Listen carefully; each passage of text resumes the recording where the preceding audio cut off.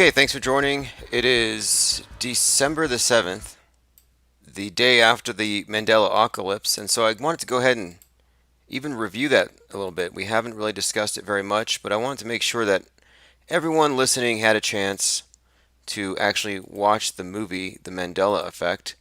So let's go ahead and open phones 505 510 4226. What's happening with the Mandela effect is basically it has collapsed, like a couple of universes collapsing into one. It's the black hole, right? What's happening with the Mandela effect is basically It's all just a title. You're never gonna know who the black hole is. You don't understand science. How's that? You don't fucking understand science. Okay, so my interest in this topic has been, of course, because this is a very popular theory to explain reality.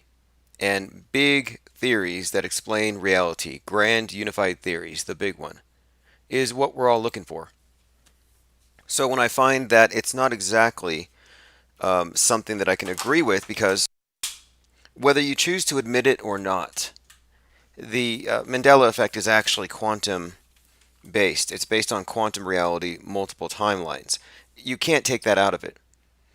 So it's kind of, at this point, what we're really talking about is the CERN effect or the particle accelerator effects. We're talking about something caused by the type of mysticism promulgated by Michio Kaku. It's straight up mainstream. Mandela effect is not challenging the dominant paradigm. It's not leading towards truth. It's reinforcing it. The concept of auto-hoaxing or preemptively calling out things as fake if they're not accompanied by evidence and their extraordinary claims, that's a philosophical approach. And it is in defense of reality. So if we're in a war here, and I think we are, which is between real versus fake, if you're auto-hoaxing, you would be defending the real. Now, if you're augmenting the real with spinning balls in space, pseudo news, fake science, psyops, or mysticism or miracles, if you're augmenting the reality with the subjective experiences, you're no longer on the side of real. You have stepped into the territory of a fake. It's really that simple. Religions are based on myths. That's fake news. Fake news is mythology. It's your contemporary mythology that the oligarchs have authored for you. The Bible of the day is CNN, BBC, Fox, and CBS. It's just like that. That box is your Bible. What those pundits preach is the gospel of the day. That's the good news. So really, when we're talking about an effect that actually validates the dominant paradigm, how can you say it challenges it? If you watch the movie, the ending says it all. The ending of the movie. Because there are some elements here about the movie worth addressing. For one thing, the Mandela Effect movie is a ghost story, which shouldn't surprise you because the creator of the Mandela Effect, not God, not the Matrix, the creator of the Mandela Effect is Fiona Fitzgerald Broom, a witch. Yes, Mandela Effect, you might even say it's witchcraft. You're not going to find a more witchy name than Fiona Broom. An admitted necromancer, spellcaster, sorceress, and ghost hunter. I don't want to piss her off, so I'm not going to say anything but nice things about her. But the fact is, Fiona's a ghost hunter, and the Mandela Effect actually explains crossing timelines, and this would explain the phenomenon of ghosts. Ghosts would be people who have crossed the lines, usually incompletely, and that's why you only see them as pixelated or kind of transparent. Their opacity's off because they're not all the way here. And at the end, it does become something of a ghost story, but the story has a scientific or at least a theoretical basis in this notion that, yeah, you could split reality into multiple parallels that would be virtually indistinguishable, and the only indicators of which one you're in, the only guideposts to show you which reality you inhabit, well, does the Monopoly guy have a monocle? Did Ed McMahon pass out big checks? So if you go door to door and you say, hey, did Ed McMahon ever come by here? If they say no, you know where you are. You're in this reality. If you were to find someone whose grandmother collected a check, well, then, hey. And look, that should be something too. We'll have to look into that. But I want to stick with Fiona Broome for just a moment. But the Ed McMahon component is very compelling. Not in favor of Mandela belief, but it's compelling for a completely different reason, because when exposed to evidence contrary to their theory, what do? Oh, the reason why we found all these Ed McMahon videos all of a sudden is because it was a download. It was an update. So the idea that reality is updating, you can't take that out of the context. So for those of you who are asserting that reality has these upgrades and new downloads, yeah, that's based on quantum computing. That's based on the idea that reality is a simulation, and it's not like if a tree falls in a forest and no one is there to see it, doesn't make a sound. No, in this version of reality, or this vision of it, the tree doesn't exist unless you're standing there. I mean, it exists in the computer in a sense that when you show up, it'll appear, it'll update, it'll refresh, or it'll populate, it'll propagate as you walk through the system. So this is basically biocentric in many ways, like we're essentially computer game characters.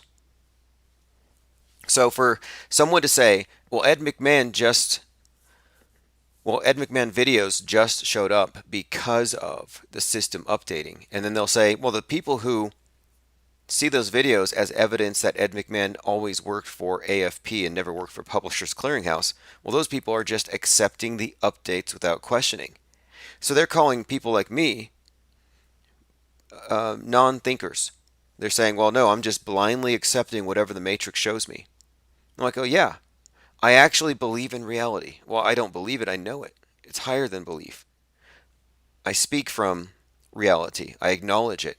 So what my point is that this phenomenon, as interesting as it is, isn't really part of the truth movement. It's actually more of an extension of the mainstream scientific paradigm.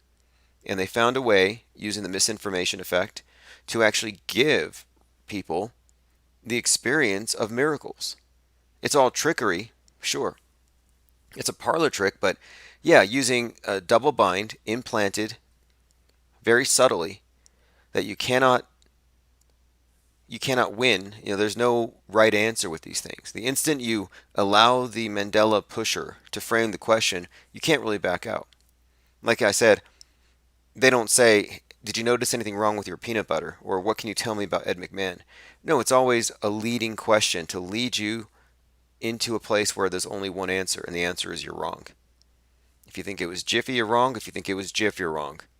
Just depends on, are you wrong to reality or are you wrong to the Mandela affected?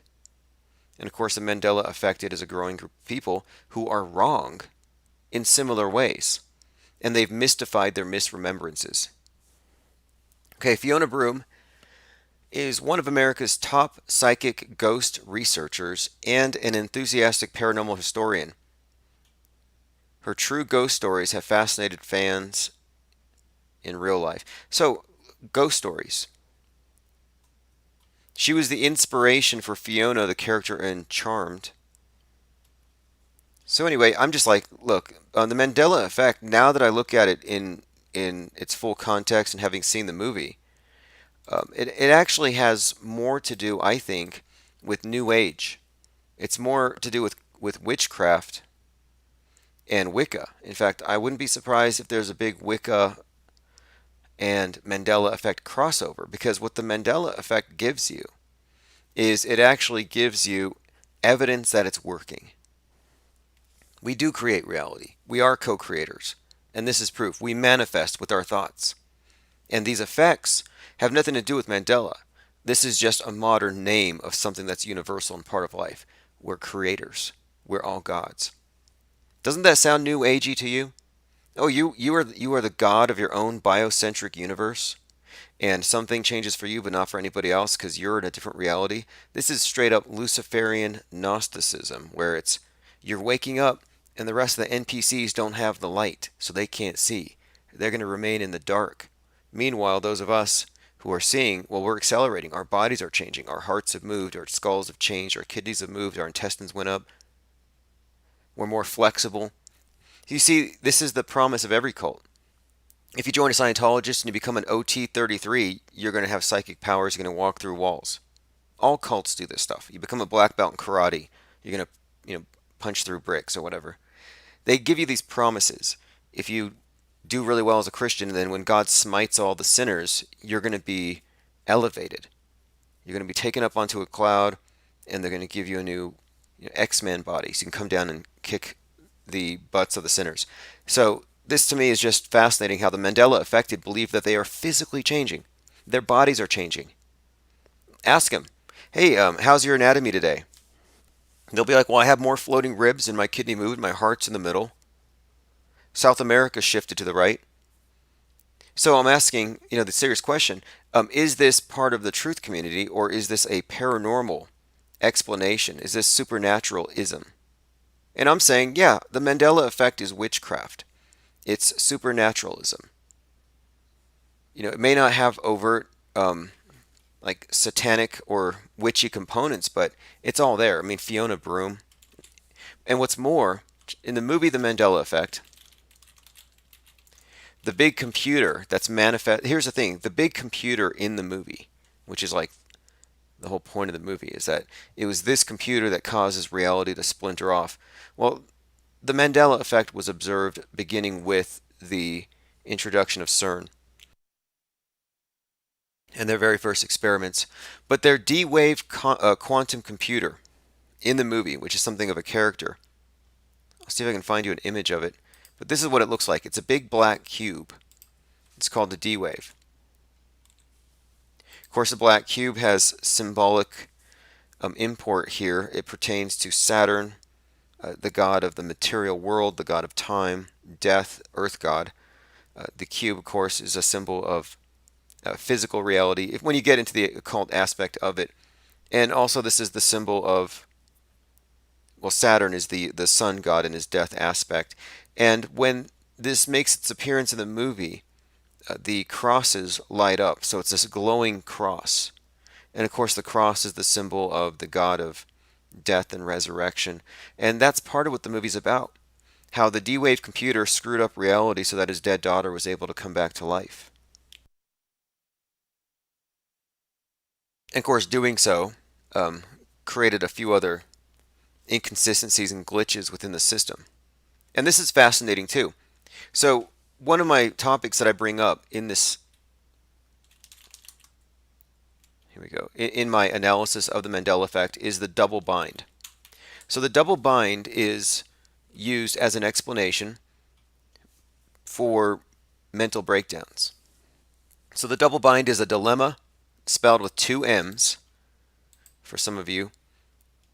Some poor spellers have become Mandela affected because they swear reality changed. They didn't just memorize it wrong.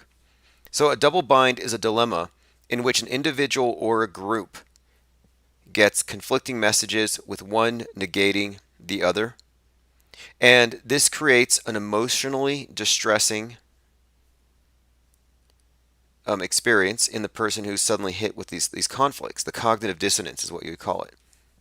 So when I ask you a question about something you took for granted and you don't know the answer, well, that's giving you the same sort of distress you might feel if you don't know the answer for a multiple choice test. So the double bind is emotionally painful. And so what you do is you try to come up with an answer right away. And that comes out of your rapid fire, quick thinking, left brain, which also confabulates and makes up an answer on the spot. You lie to yourself, in a sense. Sort of like saving new memories when you're learning. And so what you're doing on the spot when faced with a dilemma and you have no other options but those two, it's actually a form of extortion or coercion where you're being coerced into an answer. You're being coerced into saying, nope, there can't be ambiguity. It's got to be one or the other.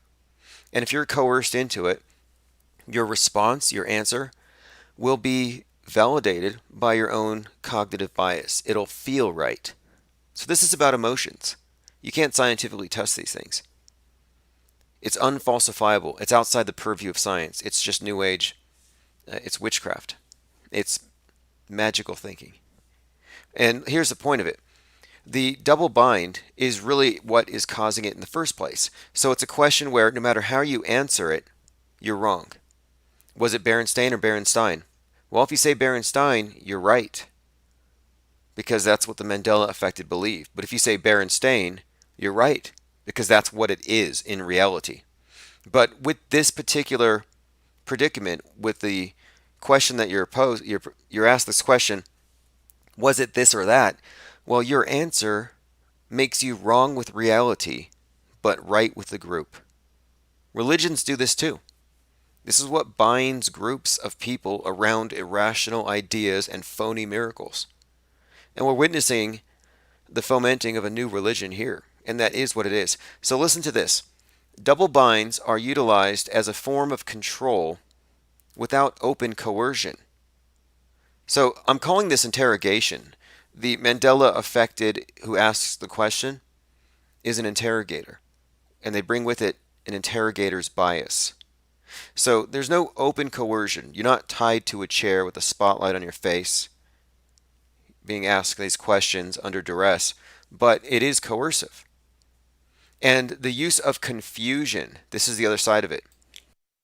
Now you need to know that the guy who really conceptualized this double bind concept is one of the progenitors of neurolinguistic programming, human mind programming. Like, this is a doctor of mind control who came up with this concept. He's reported to have cured schizophrenics. So he knows what he's talking about.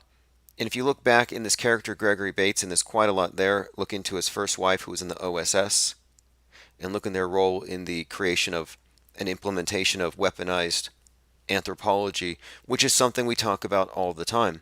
And that's what this is. Weaponized anthropology, it's just mind control over groups through various means. Most of them involve surreptitiously inserting agents from the bottom up who can lead as wolves in sheep's clothing. So, to the point here, and as it relates to the movie, the double bind creates what it says here, different levels of extraction, and complications arise when frequent double binds are part of an ongoing relationship which the person has to the group to which they're committed. So what this means is, if you have a number of these dilemmas or things, here's an example. A typical double bind would be a parent saying they love you while at the same time they neglect, abuse, ignore, whatever. They don't love you by their actions, but they say they do. Well, what are you going to believe? Yes, they love me, but their actions say no. Or no, they don't, but their words say yes. So that's one example. But what Bateson suggested, what he posited here, was that the more of these conflicts that are a part of your general everyday experience, the more that your lived experience is actually breaking away from the consensus. And the term schizophrenic just means having broken away. So what I'm suggesting here is that this breaking away is the result of someone who cannot resolve a contradictory situation. They're trapped by conflicting demands. And this is what happens in the movie, where the little girl's brought back to life because of this D-Wave computer. And this is what the Mandela effect is about, multiple realities. So she's basically dragged over from another reality and brought into this one. Now, the guy who's affected, it blows his mind at first, but then he just slowly gets it. He's just like, he can deal with it. He's like, okay, I somehow cheated death. But now his wife is coexisting in two realities. She's either she's seeing her daughter, but she's from the reality where her daughter died. So she's Mandela affected. And when she sees her daughter, she says, you shouldn't be here. And she has a big mental breakdown. Well, that's no different than when a Mandela affectee looks at the Monopoly guy and says, that monocle, That monocle should be there. It's this, what the hell? Listen to these people talk when they get mandoozled about it. When they're totally blown away, like, oh, did you hear Frosty the Snowman doesn't have a scarf? They're blown away. Well, those are minor things. Now, if a dead relative comes back to life, that's going to mess with you. That's what happens in the movie. So, a big part of the movie does show you how it is, in fact, crazy making.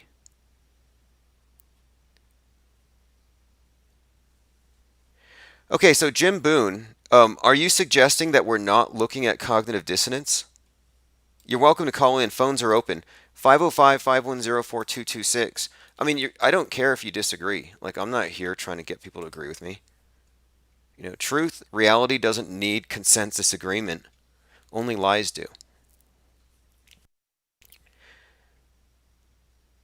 Yeah, the Mandelas do have upgraded bodies. But no, look, what we're talking about is specifically the dilemma that you're given. Was it this or was it that? If it's this, I'm wrong according to reality, but I'm right according to my clique. So what you have now is a divergence here. We have a group of believers who are increasingly assured that they're right and everybody else is wrong. And you say they're meaningless, but in a way, these are ultimately very meaningful experiences for them. Sort of like any other religious experience. If you're not part of that religion, it may not mean anything to you about the Shroud of Turin or something. But again, if you were to accept that this was the direct experience of conflicting realities and that you're here at the contradiction, possibly even having arrived from another place, and then now you're being brought together with other people, it's become a community. But what is that community? To me, it's just a coven. Like, I'm not trying to stop it. I don't care. If people want to believe in chaos magic, witchcraft, Satanism, voodoo, Mandela effect, it's all just supernatural explanations for things. And, there are various levels of, I think, reality to these things. I don't dismiss it all out of hand. But I would just categorize Mandela effect as sort of a variant of chaos magic. And chaos magic is this, like, I guess it was post-satanic panic type approach to magic. And I'm going to bring this up on Wiki because there's some guy in here who really hates Wikipedia. Okay, chaos magic is a post-modern magical practice. And instead of Satan and devils and angels or whatever, chaos magic is based on the idea that we're in a multiverse. And this is all about quantum computing, and it's all about the idea that you can influence reality, that you're actually part of it as a co-creator. And they provide you a set of techniques that allow you to work with reality. And this is one of the things that got me interested in the Mandela effect, because there's a book on the subject which has something that they call retroactive enchantment. And I'm not saying I believe it, but I've read their books, which gets me into trouble. I tell people what books I've read and they hold it against you. Don't hold my research against me. I read Snopes. But anyway, the idea of retroactive enchantment is that the past doesn't really exist, that there's only the now, and that those of us in the now can actually influence the present by believing hard enough that something in the past was the way you believe it to be, not the way you actually experienced it. They call it retroactive enchantment, and they say that you can change minor things in the past and have direct impact on your present. Now that sounds crazy, but that's what the Mandela effect is. So, in this context, you could say that maybe CERN is something, and maybe they are, in fact, in some way, manipulating probabilities and changing the past. That's kind of where that ties into it. So anyway, that's my theory based on the movie and what I've seen and have as I've studied this thing. The Mandela effect isn't exactly, it isn't reality perception. In fact, it's a rejection of reality. When we're going through the news with a fine-tooth comb, when we're analyzing media, what we're doing is we're actually standing up for reality. We're saying, no, this is fake, this is propaganda, this is bias, these are lies. We stand up for reality. We're defending it. We're saying, no, this isn't real. This isn't real. That's pseudoscience. That's pseudo news. That's a pseudo historical story.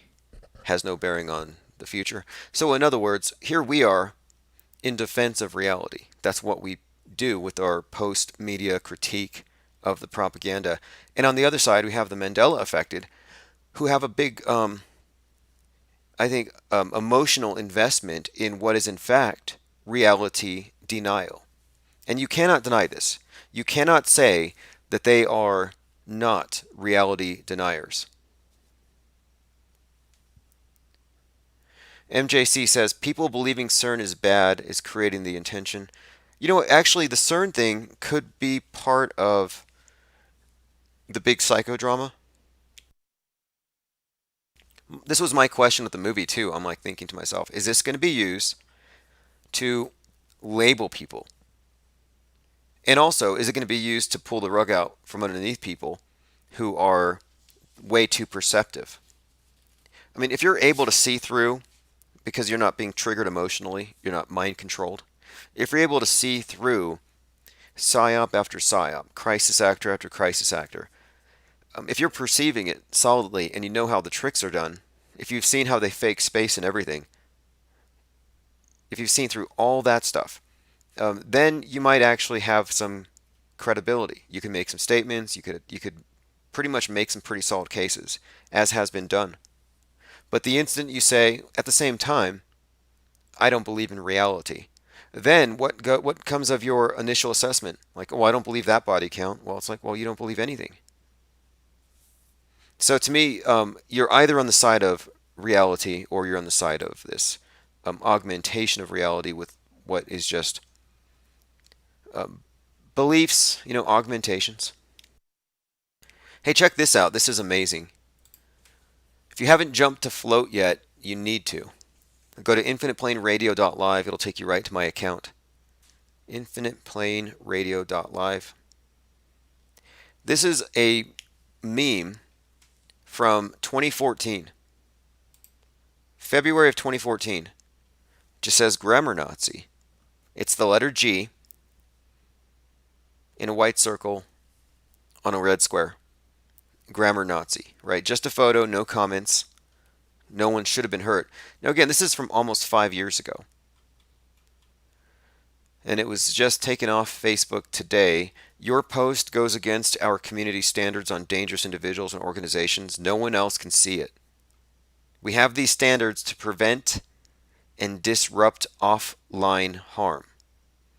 So what they're saying here, this ties into the shooting in New Zealand and the mosque shootings that were subsequent to that, is that now they have to remove stuff like this because it can cause shootings.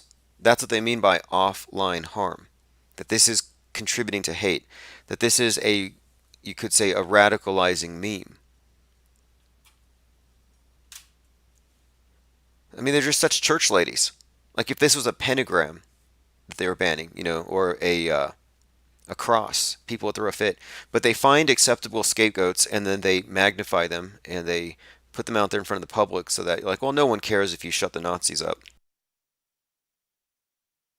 Well, I do. Really, I think you should let everybody speak. If they're not deliberately inciting, they all have their points of view, and they're not the only bigots at the table. There's a whole bunch of bigots. And when you allow them to speak, people can decide whether or not they want to associate with it. When you silence them, you just set the stage for silencing somebody else, and then somebody else, and then somebody else. So in principle, you shouldn't be for censoring Nazis. And there's nothing to fear anyway. The Nazis, the neo-Nazis, the shooters, across the board, are a bunch of keyboard warriors. That's it. More has come out regarding the Pensacola, Florida base shooter and this idea that they were recording the shootings. We called this out yesterday before the whole story was even told.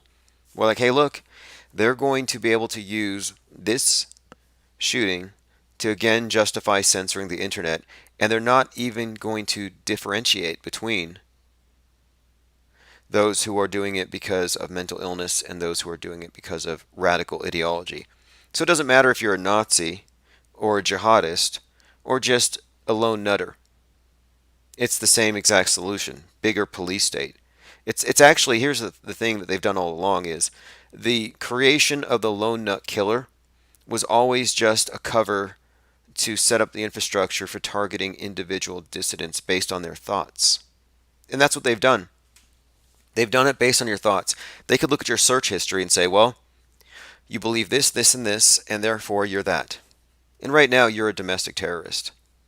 How many domestic terrorists are here right now? 49.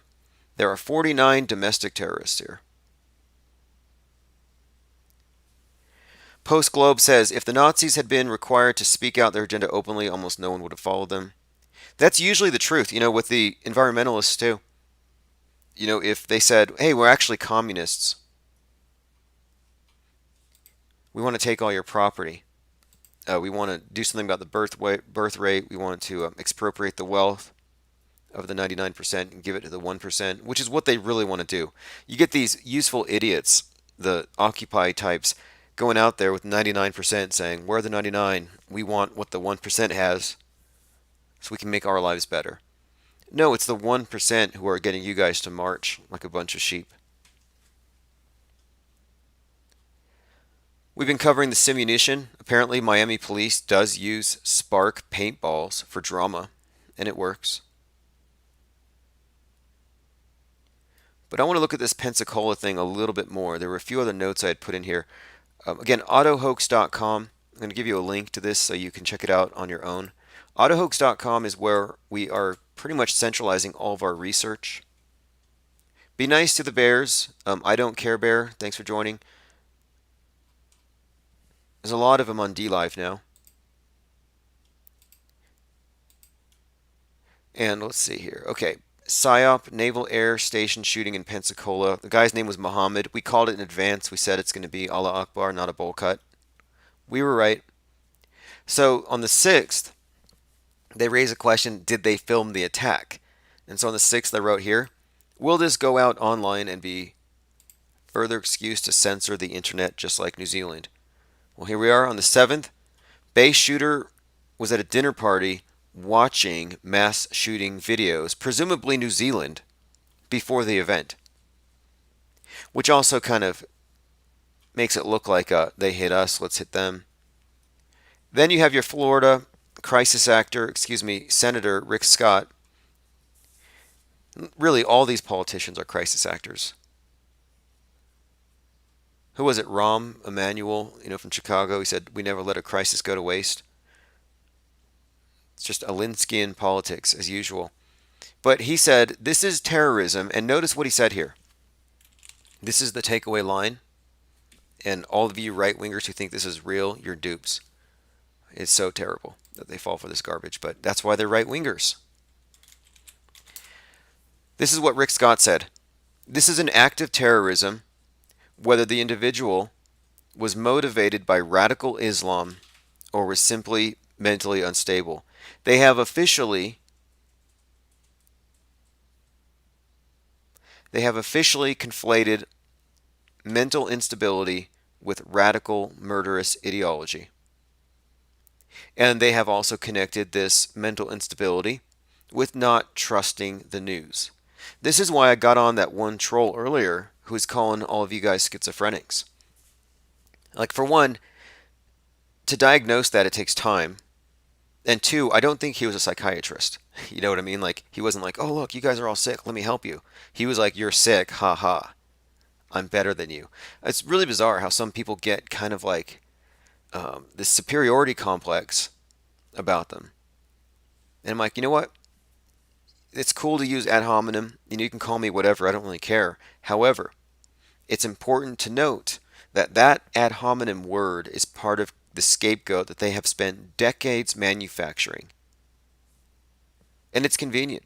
They want to be able to have a way for citizens to flag other citizens Oh, this guy's got the wrong bumper sticker. Let me flag him. They check his web search history. Oh, he goes to QAnon sites. Yeah, he needs to be put on a 3-day hold.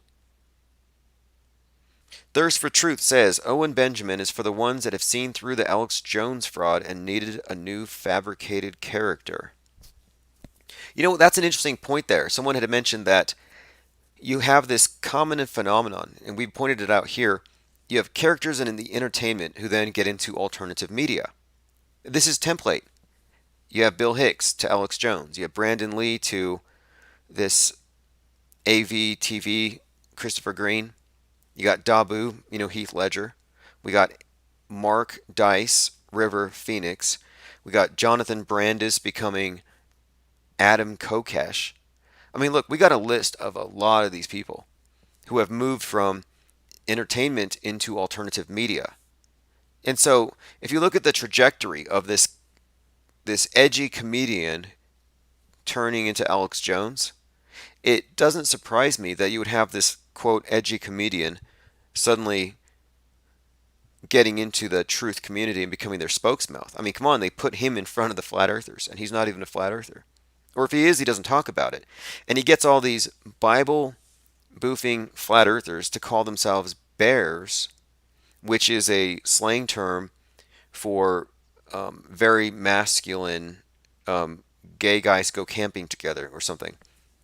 I mean, I looked this up on the internet today, and I'm like, do the people at the conference they even changed their names? The Jeranism channel's changing to Baronism.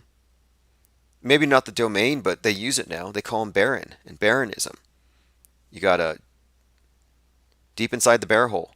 Like they're all changing their names to bears. It's the weirdest thing. I don't know if Mark's Bear Sergeant yet. I don't know if he fell for it, but they all just went into it. Yeah, no, it's a bear thing.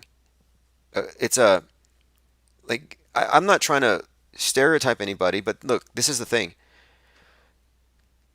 The Owen Benjamin right wingers have actually engaged in theft. This is cultural appropriation. They actually stole a whole lot out of that culture. So it's not to invalidate the culture, it's just to say, when are the real bears going to get mad at all these Bible flat earthers who keep ranting about how much they hate, quote, sodomites? I mean, the term sodomite, at least as I understand it, means anything that's non reproductive. It can mean anything. So, that term is very loose.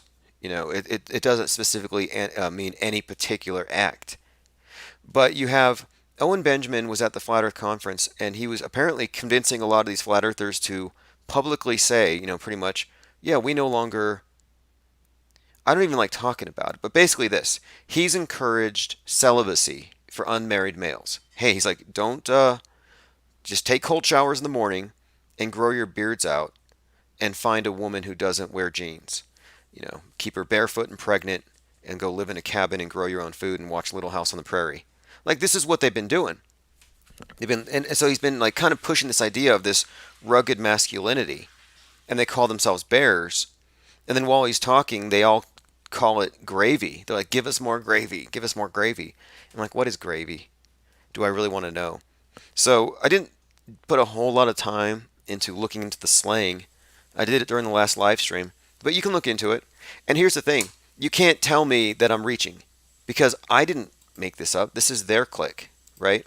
And two, you can't tell me, oh, it's just a symbol. What do you mean it's just a symbol? You're the guys who flip out over AOK symbols. You're the guys who flip out every time someone has a 33 in their name or their name adds to 33. You're scared of eyes and triangles. You believe that the elites drink. You believe in Pizzagate.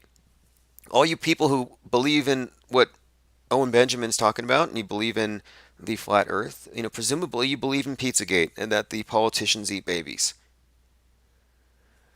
And that they use code words. Pizzagate is code. Bear is code. I mean, come on. How can you say that Pizzagate's legit, but this bear thing is innocent? Okay, fine. Comet ping pong. Ping pong, innocent. Pizza, innocent. Politicians ordering $40,000 worth of hot dogs to hang out in the hot tub. That's normal stuff if you looked into Pizzagate. So obviously there's some code talk. You would call it slang. And yes, there's a bit of slang there. So bears, gravy. You can do with it what you want. I could care less. However, it's worth pointing out that these homophobic, transphobic anti Semites have appropriated gay culture for their own clique. And I'm like, that's not really going to go over very well. Like, if some real bears found out about it. Hey, you guys know that these people here who say that you're scum, these people who want you out of their country, these people who think that you're the end of civilization, yeah, well, they're taking your rainbow flags. Like, what's next? Are the Bears going to go drag for the next Flat Earth conference? Owen Benjamin in drag? Bunch of flat earthers in drag? Like, come on. There's got to be a line drawn here. You're either afraid of hand symbols and numbers, you're a bunch of church ladies, and you're super against sodomy, or you're totally cool with it. What is it? Because you took their iconography. Thirst for Truth says when content creators are always suggested or autoplay, it's very suspect. Everyone knows RFB.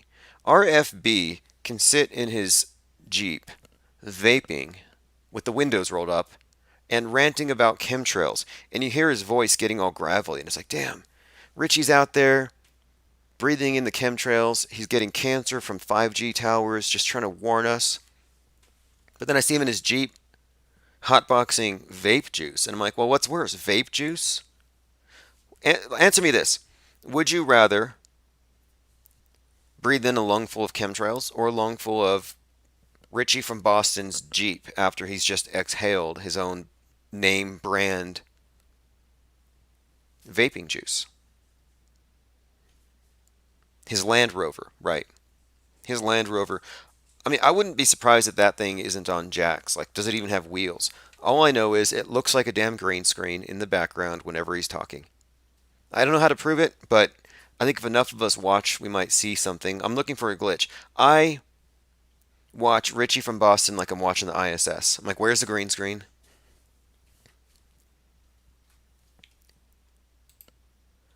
All right, so we were talking about the Naval Air Station shooting, which was fake, and how they're using this to justify branding mentally unstable people as terrorists.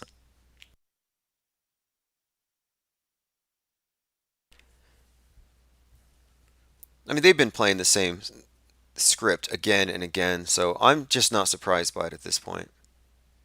But every day they roll out something, and apparently they're recycling stories. I mean, UPS truck being hijacked in Miami, 23-mile chase. Then, what, 3 months ago you had a USPS Jeep or a truck hijacked, 20-mile chase.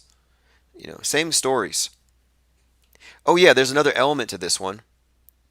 Another element to this story about the hijacked UPS truck is that the police used too much force. They're saying they used too much force and they killed some bystanders. So there's additional utility for each of these psyops, and that's one of the things I like to do is like to say, well, what is the purpose? How are they going to use this one? Who's the bad guy? What's the script? It's like Scooby Doo. Who are they going to pull the mask off at the end? Who's the bad guy?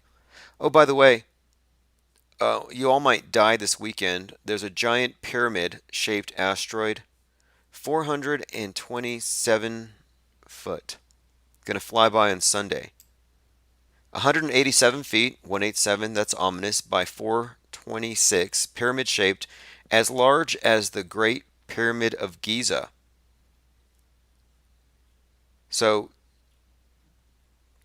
that's going to be coming by tomorrow. And my point on it is this: if you are still a believer in the heliocentric model, if you still believe that your priests, your scientists, can accurately land probes on moving falling rocks that are 220 million miles away, like if that's your reality, if you believe they can accomplish these miracles, then on what grounds do you say that there's nothing to worry about tomorrow? Either you think that they're impossibly accurate and reliable and perfect, because there's no room for error. You don't hear about NASA saying, yeah, we shot another probe and we missed. It's always, yeah, we shot this one back in 1979 and it hit this year on target, and here's a video. So if you believe in the infallibility of NASA, then who the hell are you to say that you're not scared about a pyramid-shaped asteroid that's probably going to kill us all tomorrow? Now, I'm not worried about it because I don't fear asteroids, no matter what their shape. And they're always coordinated with the season. You got the skull-shaped asteroids near Halloween, you got the wreaths near Christmas, you got the snowman on the solstice. I think they even had a heart on Valentine's Day. Anyway, let's take a listen. Giant pyramid-shaped asteroid to shoot past the Earth. OLED creates a stunning picture. Other TVs are dull. Never mind. Not going to deal with their commercials. Let me go and check the comments. I want to show you something else. This will blow your mind here. This is something I found today. Look, oh no. Twitter says some updates you should know about. No, I won't be on Twitter in 2020. I mean, if I am, it's just because everything that I'm posting on Float gets reposted on Twitter, but I rarely come over here directly anymore. I try not to. But here's what I found today, and I tweeted it. I posted it in a few places, and it has to do with a 1965 incident where, here it is. Okay, so a meteorite actually crashed into a woman's house, and it hit her. So if this story was published today, no one would believe it. And that's my point. If this story came out today, how a meteorite ruined an Alabama woman's afternoon, you would say, oh, this is bullshit. But it's 65 years ago. And this is what's interesting to me. Because it's ancient history, it's true. We can't go back and debunk it. And the auto-believing fools out there who trust the news media will just think this is real. Oh yeah, this seems legit. Look at the... Let me zoom in for you. You got to look at the ceiling. That's where the meteor came in, and she's holding it. Look how big it is. Just get an idea of what kind of BS they used to pass off as real. This is crisis acting 65 years ago. I wonder if her children got in the business. You know, this could be Robbie Parker's great-grandmother. But listen to this garbage. Ann Hodges poses with her meteorite at the point where it crashed through her house with the Alabama mayor and the town's police chief. Hodges was struck by the meteorite while on her couch November 30th, 1954, and she donated it to the museum. So a few days after Thanksgiving, Ann Hodge was snuggled up on the sofa in her Alabama home when a 4.5 billion-year-old meteorite crashed through the ceiling and struck her on the left side of her body. The cosmic event took place on November 30th, and this was the first known reported instance of a human being struck by a meteorite.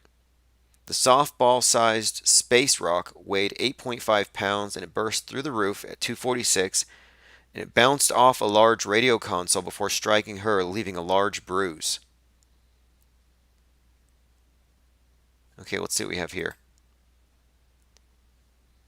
They say it was half of a larger rock that split on its way into the earth, and the other part landed a few miles away, and that's in the Smithsonian's collection now. It left a welt on her side, and people across Alabama all said that they saw a bright light in the sky. Reports of reddish light, and some observers said they saw a fireball that trailed smoke and left an arc in the afternoon sky. So her mother was home at the time, and they couldn't figure out what happened. They said that dust had filled the house, and then they saw the rock, and then, of course, look, this is her on the bed. And listen to how completely credulous this space nerd's going to be. She's going to just treat it like it's 100% real. This is Henneke on This Day in Space. In space. On November 30th, 1954, an Alabama woman received an out-of-this-world surprise. Elizabeth Hodges was napping on her couch when a 10-pound meteorite crashed through the ceiling and hit her side. A crowd of people descended on the Hodges house. Feeling a bit overwhelmed, she went to the hospital to get checked out. Hodges had a nasty bruise, but was otherwise... Okay, we can see the bruise. Look, like the news media is there. The doctor, no gloves, of course, back then, but the bow tie. And look at that nasty bruise. She was hit by a meteor. So if I were to call the news media and say, hey, look, there's a hole in my ceiling, and I'm laying on the ground with a chunk of rock and a bruise, would they report it? Probably. I mean, imagine what kind of GoFundMe account she would get if this happened today. Okay, 30 seconds more. Let's see what else we have. On Otherwise this. unharmed. At first, the townspeople weren't Wait, unharmed. That's one more point. So you can get struck by a meteor that's 10 pounds and you will be unharmed. Hodges had a nasty bruise, but was otherwise unharmed. At first, the townspeople weren't sure if the object was a meteorite. Some even speculated that it might be a Soviet aircraft. Scientists quickly confirmed the rock had fallen from space. Hodges eventually donated the meteorite to a natural history museum. To this day, she is the only person in recorded history to have been struck by a meteorite. And that's what happened on this. Okay, that's interesting. The only person. A local geologist went to the scene and they spread the news that it was a meteorite. A few skeptics went to go see for themselves. Apparently there weren't any real skeptics. Nobody really. Oh, here's another one. In 2009, a German boy was hit by a pea-sized meteorite that knocked him off his bike. Right. Yeah, I believe that. That's why he missed class. Oh yeah, I was struck by a meteorite. No, but good boy. Repeat the propaganda. Lie without conscience. I mean, what would be your first go-to conclusion? Slingshot? I mean, there's so many things you could rush to first. Let me see in the comments. Anyone here, do you have any relatives who've ever experienced anything like this? Ever seen something like this? I mean, the idea that you would have a rock going through your ceiling and it wouldn't leave a crater. Yeah, wouldn't she have a hole in her body? Yeah, man, the little Russian aircraft thing, they had to throw that in there. But here's another one. Boy hit by meteorite, 14. Let me see, there's no pictures though. That's a nice trick. They do this with some of the shootings too. If you have minors, then they can just make up anything. You can't really verify it. 14-year-old German boy said, when it hit me, it knocked me flying. And it was still going fast enough to bury itself into the road. It was a natural object from space. Most of them vaporize in the atmosphere. The ones that usually do reach the ground are made of metals, space rocks. Most of them will break up. So here are a few examples. According to space.com. So you had the November 30th incident where Ann Hodges was hit by a meteor and it left a bruise on her hip. 1992, a fireball was seen over the eastern United States, and one of the pieces hit a Chevrolet. In 2004, look, these are also fake. We know this. But 65 years ago, people were, I think, easier to fool. And so looking back at some of these older stories, even with the space program, the further back you go, the faker it goes. Which is why they don't want you to look back at it. This is the answer to your question of, why haven't they gone back to the moon? Well, they haven't gone back to the moon because visually, they wouldn't be able to fool you. The masses have become somewhat visually literate, at least more than they were. So they have to be ahead of you. So rear screen projection, people in suits, dangling on cords, pretending they're on the moon, not going to fly anymore.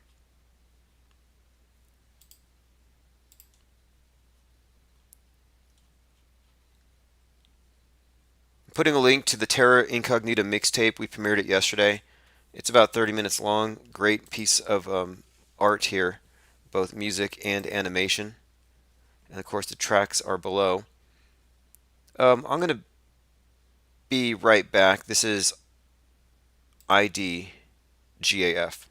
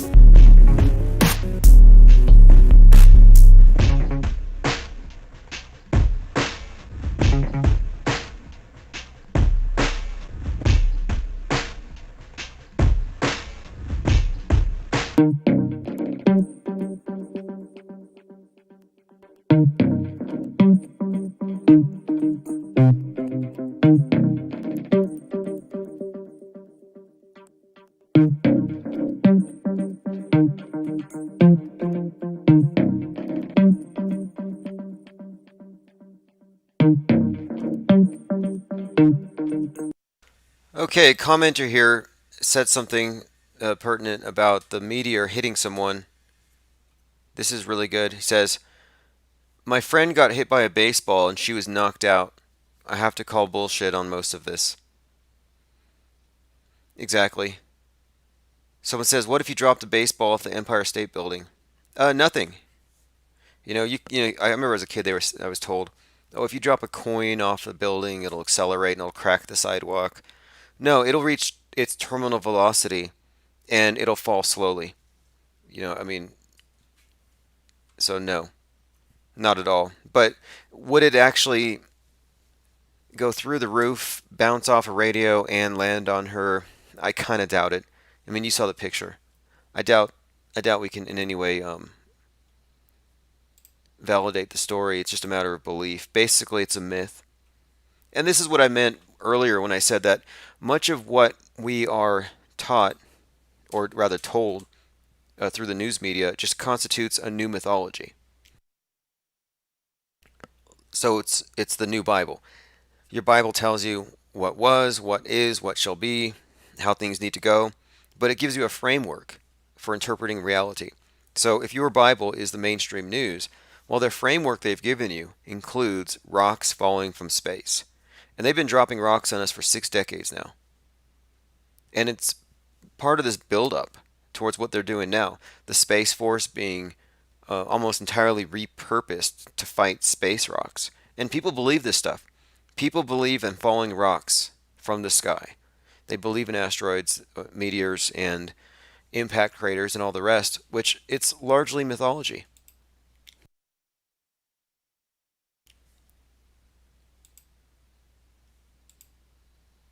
Okay, we got 79 terrorists here. If anyone here has watched the movie The Mandela Effect, please call in. 505-510-4226, but only if you've actually seen the movie. I want to give it a fair treatment. We did talk about it earlier. My conclusion with it is that it's a new age phenomenon. So this is why I don't even feel like it's something that needs to be deconstructed necessarily. To me, it's just a matter of an alternative interpretation for things. And it's perfectly explainable, but so are many things that people believe.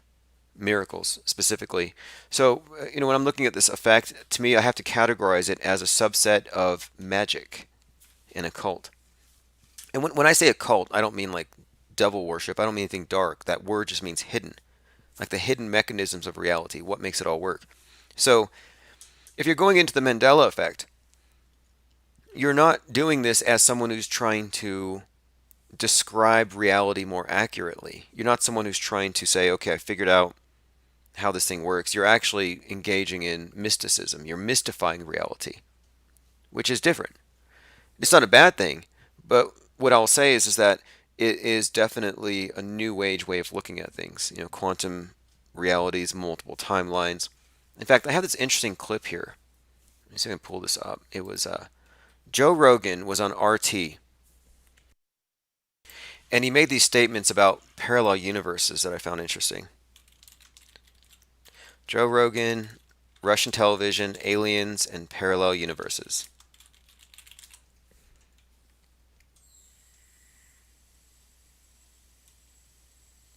It was a few years ago.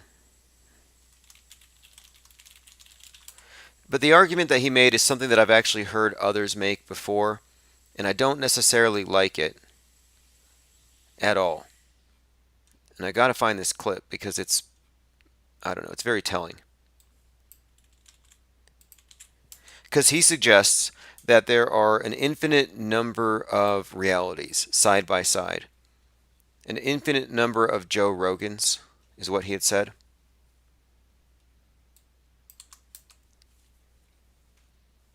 Man, there's a lot on here. I searched Joe Rogan alternate realities and it's just full. He's probably going to do a podcast soon on the topic of Mandela effect. He ought to. I wonder if even Mick West has touched on it. Joe Rogan goes off on flat earthers, Mandela effect, parallel universes, and other topics. Yeah, see, he doesn't like flat earth, but he likes parallel universes. Okay, here we go. And I'm just pointing it out because it's a very popular notion here. And I'm saying that And I mentioned this earlier, but just to reiterate it for those of you who just got here, the Mandela effect doesn't challenge the dominant paradigm. It's actually part of it. In other words, they are not out there to change the world by saying, hey, we know what's really going on. It's actually a breakaway movement. It's a breakaway movement. It's a growing movement, I guess, of people who have broken away from the mainstream interpretation of things, but really it's a spiritualized version of the pseudoscience that we're all taught. So you take the stuff that we're taught in schools, you take the stuff with, yeah, so if you're okay with the multiverse and that concept, then yeah, the ME will jive with you. But you can't really take it outside of the context of multiple parallel timelines. And when you have multiple timelines, well, then you have linear time, and it's all based on the starting point of the Big Bang.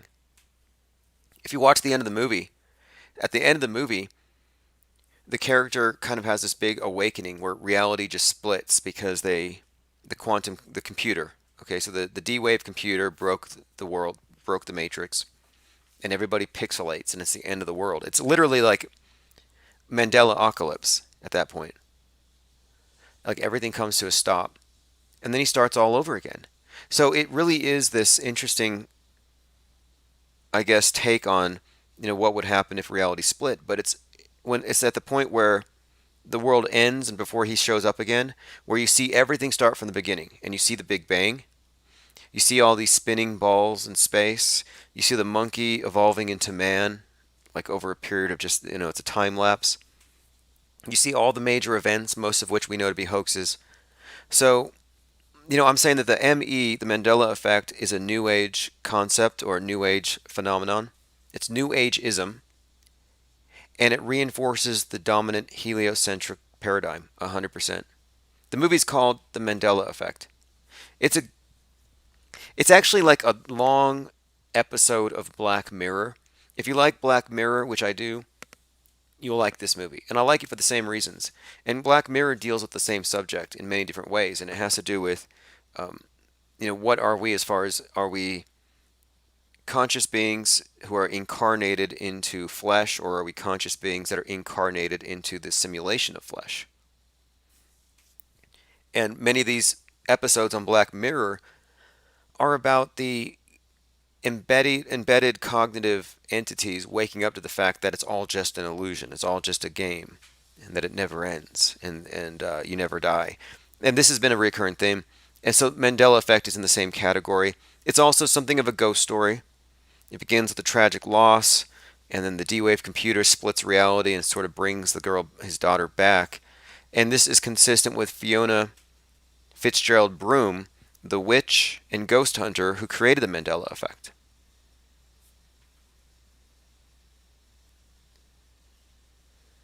Milky Smooth says, I don't comprehend this universe at all.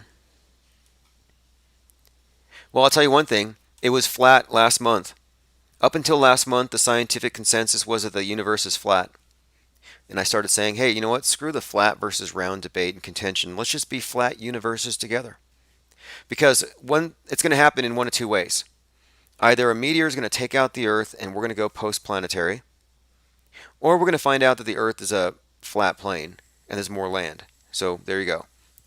Flat universes, one way or the other. The only difference is how much space we're talking about in between the lands we know and the next habitable real estate. And as soon as I started glomming onto this flat universer idea, they said, no, the universe is actually curving. Not only is it curving, but the universe is a ball. So if you didn't know, you got a ball universe.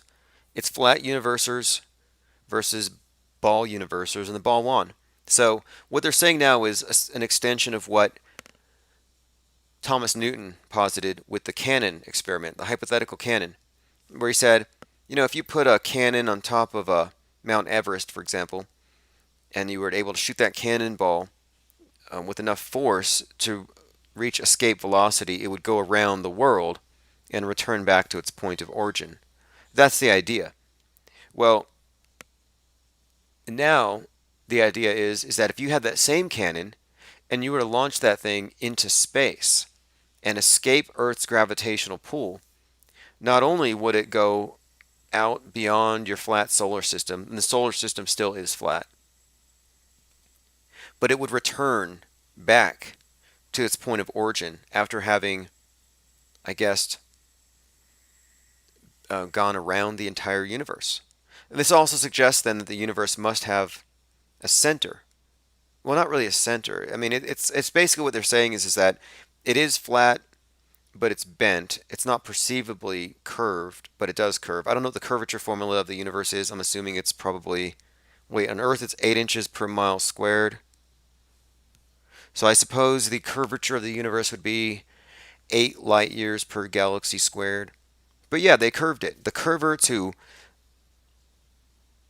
curved your world have curved your universe. And for the same reason, to put you in a closed system. And I said this day one. It's not about flat versus round. It's about open versus closed.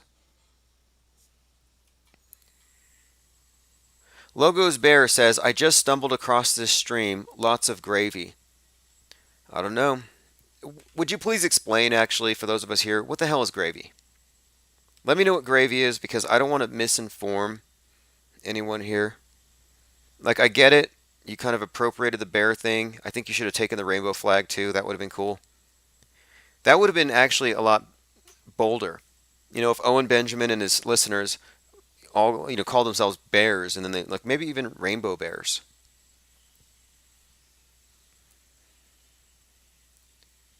America First King says, is there a spirit or soul that exists after the flesh? Well, that's what's suggested here, and I think that's why they spiritualize it. You take this scientific or pseudoscientific explanation for reality, which does borderline on the metaphysical. And that's what the Mandela effect is. The Mandela effect is a metaphysical explanation. And that's not my route. That's not where I'm going. I'm trying to discern reality and defend reality. I'm not here to obfuscate it. I'm not a metaphysician. I'm not looking for metaphysical escapes. I'm not looking for some magical mumbo jumbo to fix my life or fix reality. I'm not trying to wake people up because they're not privy to this stuff. I don't know if it works that way. America First King says, pouring gravy on your brain. See, is that some Pizzagate talk? I see what you mean. Okay, gravy. Okay, I can live with gravy. No, the thing is, someone said, what is the bear thing? So I looked it up, and I was like, what is bears? And then, well, bear is like a bunch of like super masculine guys hanging out in the woods, usually around a rainbow flag. And I'm like, well, why would Owen Benjamin, who is outspokenly against sodomites, appropriate it? And I figured that's what it was. It was an act of appropriation, which is a smart move, I think. Although, I don't know how they'll take it. And when you appropriate something, cultural appropriation, it's usually done by those on the bottom, the ones who are not in the dominant position. So if you're a minority, you might appropriate a term used to take you down, to slander you. For example, auto-hoaxer. We call ourselves, or we refer to what we're doing as auto-hoaxing, because they called us that. They said, oh, hey, you guys are calling all these events fake. Before you've had time to properly investigate them, you're automatically calling it a hoax. You're an auto-hoaxer. And then you have all the mainstream channels like InfoWars, Paul Joseph Watson, who kicked me out of one of his YouTube chats for this. He said, all you auto-hoaxers need to get out of here. So that term is something that we've appropriated. Cultural appropriation. We've appropriated a pejorative that they used to demean us, and we've taken it to be a symbol of what we're doing, an apt description. In fact, autohoax.com is one of our hubs.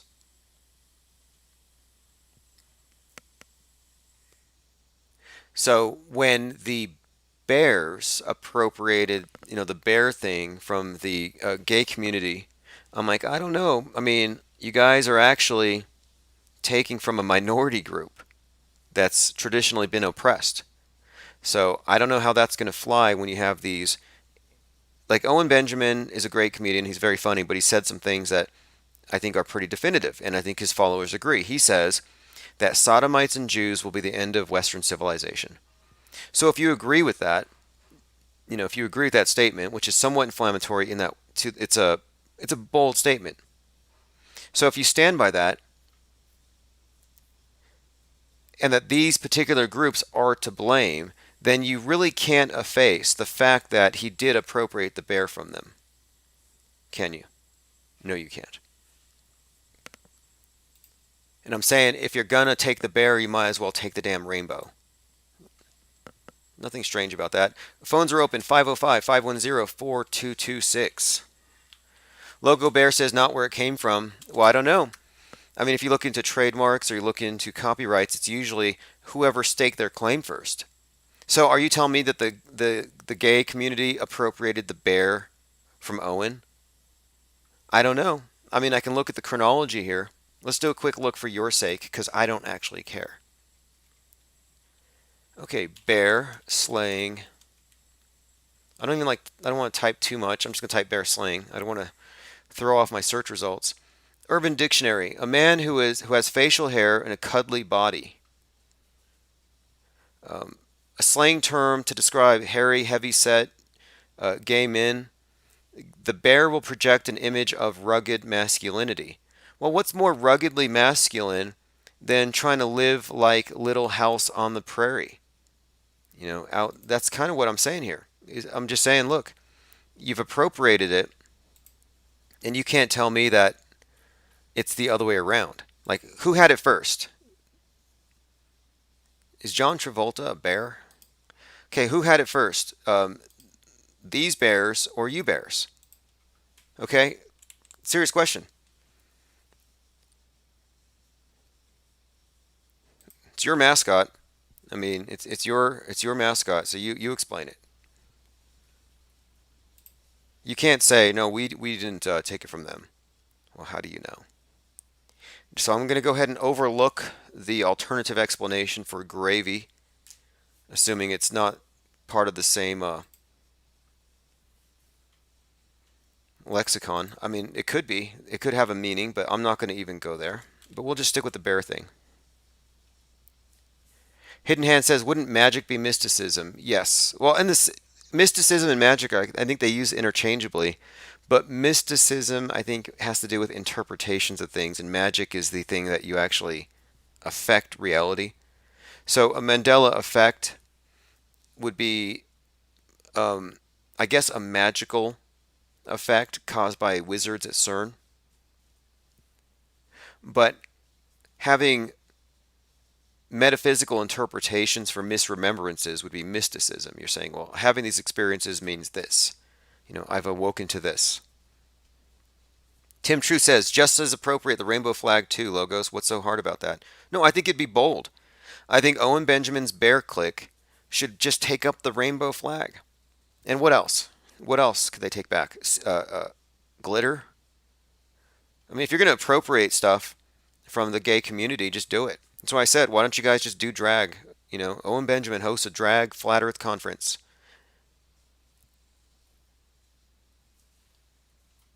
Anyway, let's move on.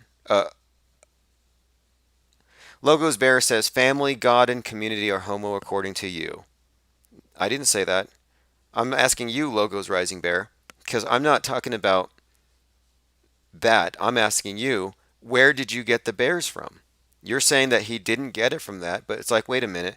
The bears, as I see them, are a bunch of bearded, ruggedly masculine men who want to grow their own food and slaughter their own chickens and have goats out in the woods and so it's like, well, look, that's pretty much the definition. Don't get mad at me. And I wouldn't have pointed it out if I hadn't heard one of his streams on D Live this morning where he says you have to look at the symbolism. He says, look at the all-seeing eye. That's Lucifer. The pyramid is the pyramid scheme where you slowly sell your soul. I mean, you're going to look at symbolism. You're going to say, hey, can't do the AOK symbol. That's 666. Can't cover one eye. That's Lucifer. Can't have 33 in your name. That's Mason. That's Masony. Oh, your house is made of bricks? Very Masony. Everything you do is suspect because it's symbolic. Oh, you're eating pizza? Uh-oh. What's that guy got on his hard drive? So much paranoia. And yet here you are using symbolism. And you're telling me that's not what it means. Give me a break. I'm not saying you guys owe the gay community an apology for stealing their shit, but They might demand one at some point. They might say, hey guys, that's ours. But who knows? I don't know. Maybe your values aren't that contradictory.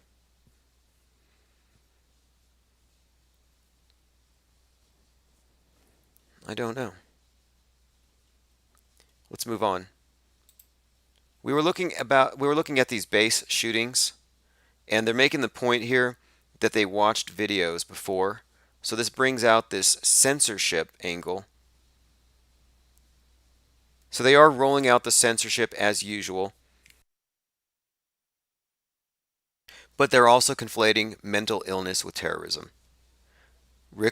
Senator Rick Scott said it doesn't matter if he was a Muslim who was radicalized or if he was just mentally ill, it was terrorism. Chris Kaiser says stop the Jew coup. See, I don't think you would call in. I'm starting to think you guys are all shills. Those of you who call out the Jews never have the balls to call in. Do bears have balls? That's a really good question. Do bears have balls? One of you Jew-hating bears, call in. Call in and explain why it's not a good idea for you to adopt the rainbow flag to go with your bear and your gravy.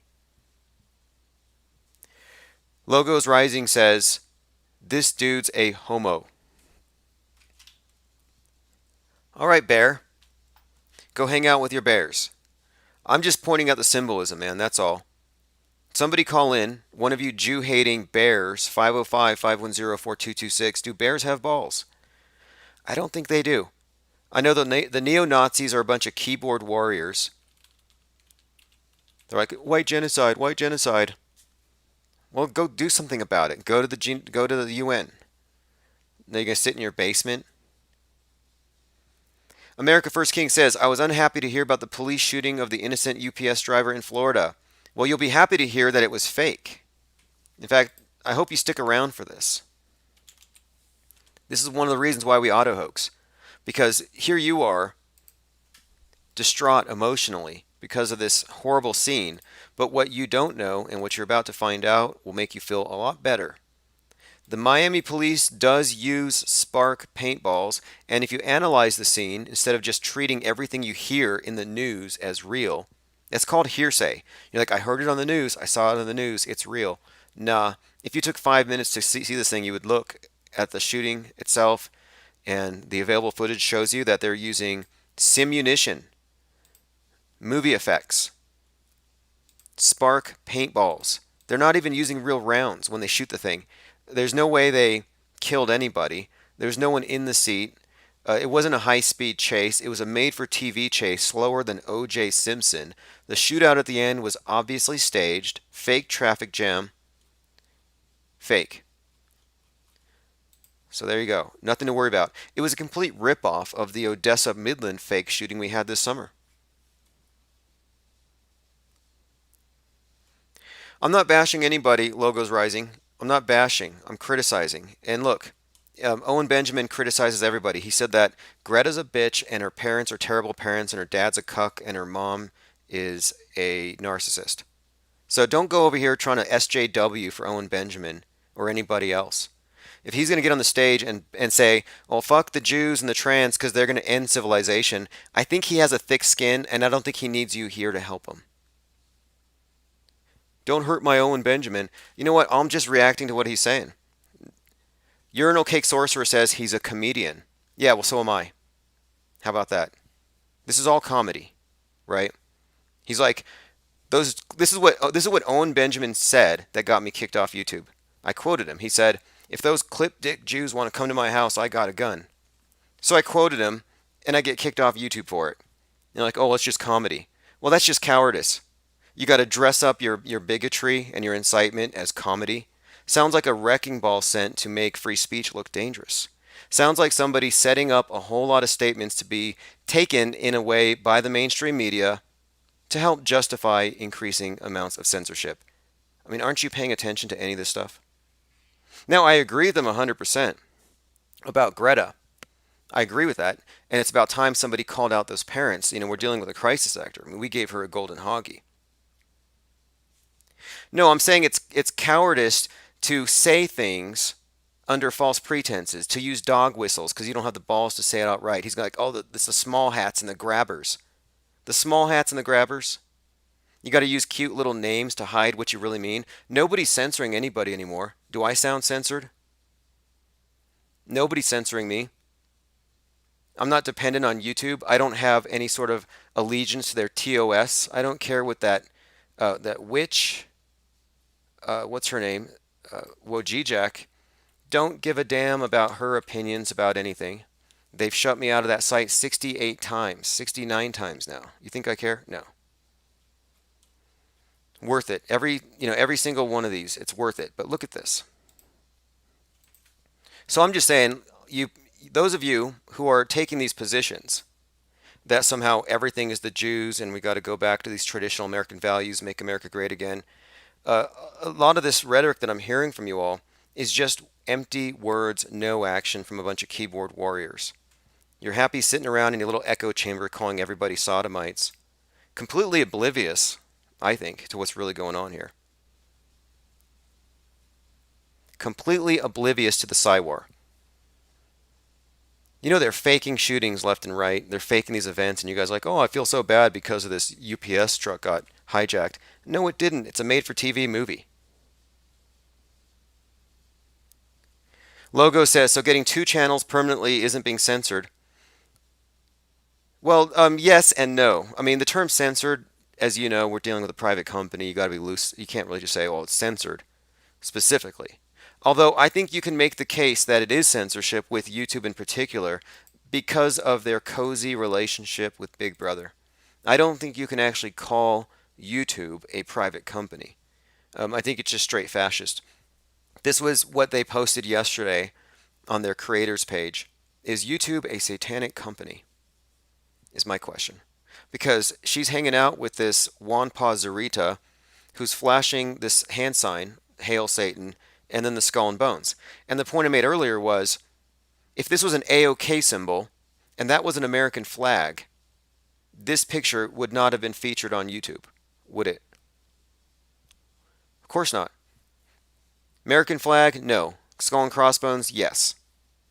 AOK, no. Witchcraft, yes.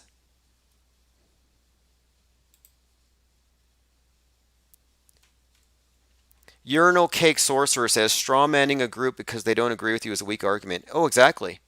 Exactly. When you say the Jews and the trannies are bringing about the end of civilization, yeah, that's a big straw man, and it doesn't really advance your argument at all. I agree with you on that. Thirst for Truth says, Benjamin is fake censored. Well, look, he may be censored. I don't know. I don't know a lot of us got our channels taken down at the same time, and it's very vague. But it wasn't just him, and it's not just people talking about Hitler.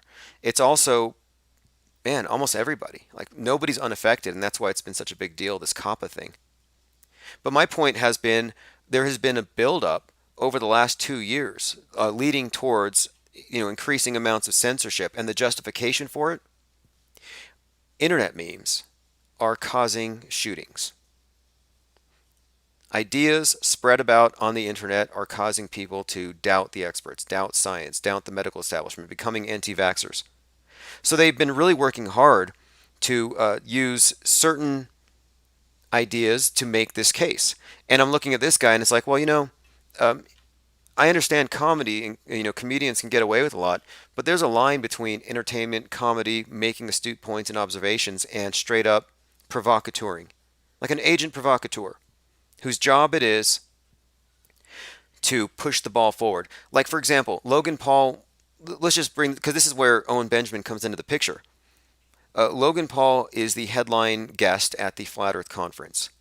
Well, Logan Paul was cited by Google as the excuse that they needed to start censoring. They had internal memos, and they said, hey, this guy Logan Paul is reaching the kids. He's reaching the multitudes. He's got 20 million subs, and he's tasering rats, and he's videotaping dead people hanging in trees in the Japanese suicide forest. So the poster child for why we need to censor the web to protect the kids is now going to be the headliner at the Flat Earth Conference. And he gives a big speech. And immediately after, He has Alex Jones on his show, and these things are not unconnected. So the way the news media runs it is these people are bad influences.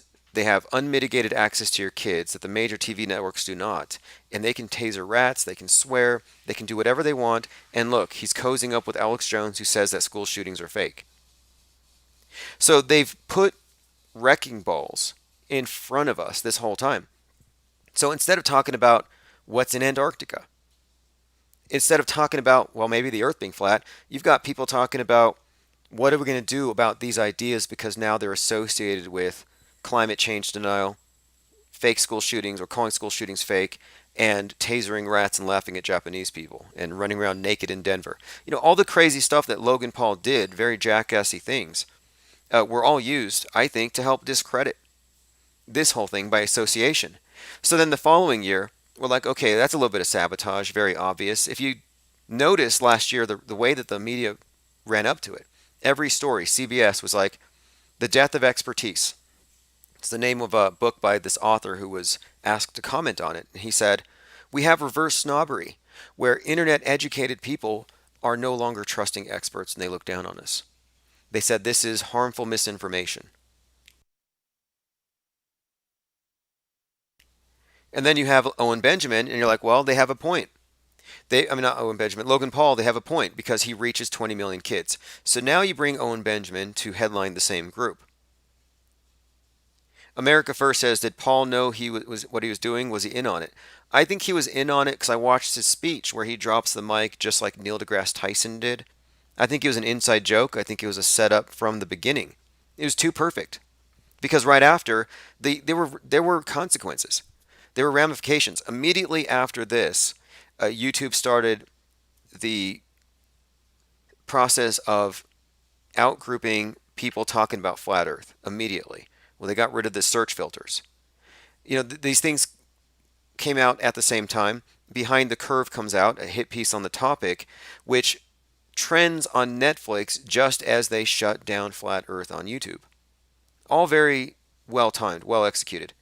So then we move forward, and then it's like, okay, well, now they're getting behind this guy. What does he bring to the table? He's not even really flat Earth, kind of tentative, but mostly he's about how trannies and Jews are going to bring about the end of the civilization. And I watched his comedy sketch at the conference, and you know what he said? He said, every time you watch a Hollywood movie, a Jew takes a dump on your soul. That's what Owen Benjamin said. And I get these jackasses in the comment section here who say, oh, that's comedy. Oh, really? Well, call in. Call in. I want to repeat that phrase and see how funny you think it actually is. I want to hear you laugh at that. Because I think it's an ignorant and really stupid thing to say. I think it's inaccurate, and it's just very small-minded. Yes, then Logan Paul releases a documentary mocking Flat Earth, which actually that was a pretty good movie. As far as movies go, as far as Flat Earth. It's better than Behind the Curve. But it was definitely just a ridiculous jackassy comedy thing, which they didn't have permission. They didn't get anyone to sign releases. Anyone who was in that thing. Logos Rising says sexual subversion isn't helping. Well, I don't know. Here's a question. For those of you who are threatened by trans people, if you've noticed, they're all on the left, like for the most part, and the left is afraid of guns. So it's like, well, what are you really afraid of? I mean, you're talking about like a minority group, like 1% of the population. What are they going to do? Like, you've got bigger problems.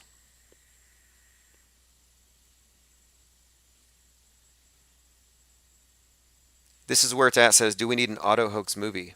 Oh yeah, actually we do. We have one drafted and storyboarded out. It's called "Your Reality Is Fake as Fuck." It's the song that MVP put together is for that.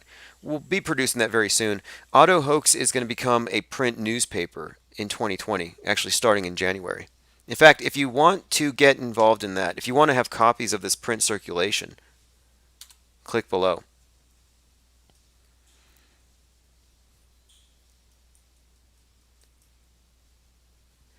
Okay, so someone else had mentioned something. I think it was Logos Rising, brought up the Bible. So here's my take on the Bible, just so you know. The Bible, to me, is the mark of the beast, and it's idolatry to follow it. Just like it would be idolatry to follow what's on the TV. It's a worldview contained in a box in this case in a book, and it was written for you by the oligarchs to control your mind. It's a shackle for your mind. I don't believe there's anything spiritual or uplifting in the Bible. I think it's a hateful, hateful book. And the God character is a raging, screeching narcissist. And they teach you, if you follow this book, to be like the narcissist's codependent, pathologically altruistic son, Jesus. Like, that's a horrible example to follow. Good thing it's all fake. The miracles are all fake. And you guys talk about the moon landing, right? You're like, oh, look, the moon landing is fake. It's such a joke, watching Neil walk on the moon. Well, hey, look, that's a miracle. That is a state-created miracle that justifies their entire paradigm. It actually validates it, validates their science. It validates all their claims. It's a miracle. Jesus walking on water. Hey, that's a miracle. It validates their claims. Obviously, he's the Son of God. He can walk on water. So if you're going to mock, or rather deconstruct, the moon landing, but on the other hand, uphold this character who 2,000 years ago you say walked on water, you're actually in the same boat as the people who believe in the moonwalker. I think we have to move beyond a place of belief and into a place of knowledge, especially knowing that these archaic belief systems weren't put here for your edification or enlightenment, but are in fact hindrances to it. As though that needs any qualifying. I mean, you look back at the history of religion, and it hasn't gone away. So you're hanging on to this archaic paradigm. Meanwhile, the New Age paradigm is no better. It's the same thing. They just repackaged it. So you may say, okay, well, I believe in the Bible and the world's going to end in 15 years because of the wrath of God, because God's going to punish the sinners. And you're going to say it's the Sodomites. So because of the Sodomites, women are kissing women, men are kissing men, God's going to bring the house down on all of us. That's the story, right? Well, if you aren't part of that particular paradigm, if you say, oh, I don't really trust the book, I'm going to go with the TV. See, they have this dichotomy between like religion and science, and it's a total false dichotomy. It's actually complete Hegelian dialectic, and this is how they farm you. So you look at the TV, and you say, no, I don't trust the Bible, but I trust what's on the TV. Well, you trust on the TV, you end up with the same paradigm. Your sin is no longer the types of sins that the other guys fear, but now it's just pollution. You have a carbon footprint to replace your original sin. You have a wrathful God, only it's the judgmental globe, who, of course, judges your actions in the exact same way. It goes so deep, though, on so many different levels where they have taken the iconography and the template of the old world order religion, the Christian religion. Heliocentrism is a replacement for it. It's still sun worship. So those of you Christians who don't know you worship the sun, research. And for those of you heliocentrists who don't know you worship the sun, research flat earth. I mean, really, you have been given a false paradigm based on the old one. And whether your worldview comes out of the TV, which is the New World Order's Bible, with your Matthew, Mark, Luke, and John replaced by BBC, CNN, CBS, ABC, or you still follow the book, you're still in the same program. You're still basically saying, Hail Caesar. Logos Bear says, so living a moral life, having faith is bad. Is that what you think? Well, you're actually, I'm saying having faith probably would lead you to having an immoral life. I don't think that faith and morality are necessarily connected in the way you're suggesting here. In fact, I think religion, many of the religions, like Christianity, I don't think there's anything moral about it. You have this judgmental, hateful, patriarchal narcissist, and that's Big Brother. If you worship the God of the Bible, the patriarch that you think, oh, he's just a tough God giving us tough love, no, you worship Big Brother. And we're not meant to grovel before Big Brother. If there is a creator, I don't believe that creator would have wanted us to be groveling before some demiurge. Maybe our reality's been hijacked. I mean, if there is a devil, and I don't believe it, but if there is a devil, it's the God of your Bible. This is something that I find funny. Many Christians will say, like the hardcore believers will say, well, the Muslims worship the devil. And the Muslims will say, well, they worship the devil. And the Buddhists will say, oh, they all worship some materialistic thing. Everybody's God is somebody else's devil. It's all around. America First says, is there any truth in astrology? Astrology is really just mythology and a story uh, imposed onto the cycles of nature. I don't think it has any predictive capability. I don't know if there's any sort of correlations, but it is just a story. It's a narrative, just like the astrotheological narrative that most people today mistake for the life of Christ. You know, the story of Jesus and the Gospels is just the story of the Son. You know, the whole thing is basically symbolic language. And if you didn't know, the space program is also using symbolic language to communicate the transition into the new age. So Apollo, sun god name, Saturn, sun god name. It's actually quite, Saturn would be the grandfather. You know, I mean, there's a lineage here. There's a whole pantheon and their relationship to the sun god. But you have the sun god Apollo, the moon landing. That represents the conception.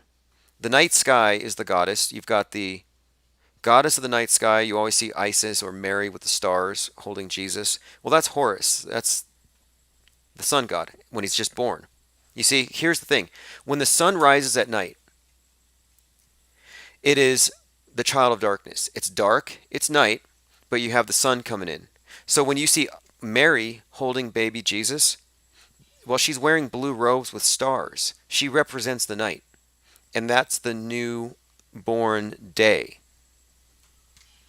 So the baby Jesus represents the sunrise. You know, it's all just a story. So given that the night sky is this goddess Isis, now the sun god is the god of the earth. He's the god of the ground. He's the god of recycling, symbolized by the cube or the hexagram, Saturn's symbol. Look at the recycling symbol. You'll notice the six-pointed star on the inside and the cycles. It has the arrows pointing. That's referring to the cycles of life and death. Souls recycling. The recycling symbol, it's not a coincidence. I'm telling you, they've taken the old Mystery Babylon paradigm and they've basically rebranded it. They've given it a new face. So when you're recycling, you're actually you're having your sins forgiven. See, when you go to the church, you confess your sins and you give some money and your sins are forgiven. Well, in today's church, for the atheist, they're recycling because when they purchased, they were indulging in the world. They were creating more of a carbon footprint. They were lending more, giving more reason for the globe to react with flooding, whatever. So they rush and they go recycle it. That's getting rid of their sin. It's a story. So the earth god and the sky goddess are still the same. It's Osiris and Isis. And so right now what you have are a whole lot of people in the world who don't even follow the old paradigm. They get their worldview from the TV. And when they watch that rocket launch into the night sky, what they don't know is that they're actually seeing Mystery Babylon fertility rites. What you have is an obelisk on the ground representing the sun god in death. When that rocket goes into the sky, that's the consummation with the goddess, and it happens every night because every night the sun god reconceives himself to be born the next day. So that's the astrotheological story that goes into the rising and setting of the sun every day that explains the sun's birth and death. That's Jesus in a nutshell. Jesus and Mary and the Prince of Darkness would be Set, the one who dismembers the god over the course of the day. I mean, there's different versions of the story, but they've recast it. So you look at the space program today, the ISS, very similar to ISIS. Not a coincidence that you would have the temple of this paradigm up in the sky. The name ISIS, ISS, not only very similar phonetically, but it serves that purpose. Because when the rockets go up into the sky, what do? They're depositing the astronauts from the capsule into the ISS, into the station. So the symbolism here is the top of the obelisk is usually gold. That represents the royal blood. That's the blood of the pharaoh. Or blue origin, the blue bloods, blue origin. They have the capsule at the top. The capsule is what contains the seed. So this is a big phallic object, the rocket. So the rocket goes out into space, and look, SpaceX, they even call it, no, Elon Musk is in on it. He's a Thelemite, if anything. because the space X is actually a reference to space sex. It is phonetically similar because it means the same thing. In this new paradigm, space is heaven, and sex magic is about accessing the heavenly realms through this act. So it's heaven sex. The rocket is the member of the god, and when it goes out into space, that is the space sex, where they're basically consummating every night this little conjugal visit with the god and the goddess to give birth to the son. But then you have the astronauts after the moon landing, when the new age is conceived. You have the astronauts now orbiting. So it's gone in stages. So it starts with the conception of the new age, and that's Apollo landing on the moon, goddess in the night sky. You have the period of time where we're getting into this low Earth orbit. That's the gestation of the new age. And when you first saw the astronauts going on spacewalks, they'd have these long umbilical cords tying them to the ISS. That's because it looks like a damn umbilical cord. It's on purpose. So if you look at spacewalk, I'll get you a picture on the screen. Note the proportions of the astronaut in his suit. Okay, and tell me this doesn't look like a fetus. You know, the big head, the face isn't clearly developed yet, so it's not even individualized. But what you have here with the spacewalk is man making his first, moves into the new age. He's mastering this new environment, but this is all symbolic because he's in the womb of the goddess. The night sky is the womb of the goddess. In fact, when SpaceX drops their payload into space, they actually call it their load. They're depositing their load into space. Well, they're putting their load into the womb of Isis. So we had the initial conception of the new age, man walking on the moon. Now we're gestating the new age, the space age, and this is a fetus. And this again has been ritual theater the whole time. They're not in space, and it's done for many reasons, but really this is celebrating the old fertility rites, using the same names of the gods and the goddesses that they always did. If you look at the Washington Monument, on the 50th anniversary of the moon landing, they actually brought a big projector out and they projected the Saturn rocket onto this Washington Monument obelisk on the 50th anniversary of the moon landing. So, what's the significance here? Well, obviously, we're talking about the same symbol. See, the rocket is the obelisk in the New Age. They replaced it, but it's the same symbol. This is the emblem of Osiris, the emblem of Saturn, the emblem of the Earth God, and all of the various rockets that you see, even Falcon. What is the significance there? The significance of the falcon-headed god Horus, that's the Egyptian version, and he's considered to be the god of Mars. So it's kind of interesting that the obelisks that SpaceX uses, the Falcon was the one they were using, is the symbol of the Egyptian god of Mars. And where is Falcon going? Oh, it's going to Mars. Where does SpaceX go? Mars. So the Martian age is the next thing to talk about, I suppose. See, we just exited the age of this previous era. The occultists actually call it the age of Osiris. They said we left the age of Osiris, the age of this previous age of the dying sun god, and we're moving into the age of Mars. The New Age movement is actually a transition into Mars worship as the main god. Logos Rising says, I walked into the wrong salon. Yeah. Well, look, this is definitely a channel for discussing what we're observing on the news without trying to force it to fit any set of beliefs. Like, so those of you here who have well, I'm a Mandela affected Christian, well, you might have some problems here. America First said, is there a need for them to perform these rituals? Why can't they let every day rise and set in peace? Good question. What is the reason for it? I don't know. And what is the reason for them constantly retelling the same stories? Look at the story of Prometheus. Actually, I think I know what's going on here. Lean Dion says Greta with the hawk. Is that Crowley's Age of Horus reference? Could be, because the thing is, the New Agers, Crowley and company, they said that we're in the age of Horus, who's the child, an androgen child, who would emerge as the embodiment of what the New Age is about, and he's going to be basically he, she, whatever, would kind of herald this great change. And if you look at what Greta is behind, well, what is she behind? Or it behind? What is this agenda? Well, the agenda is in radical environmentalism, but beyond that, it's this notion that, yeah, we do have a wrathful globe that we have to submit to.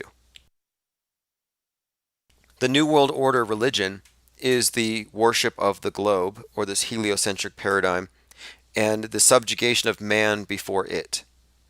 So instead of man being in a place of dominion over nature, man has to submit.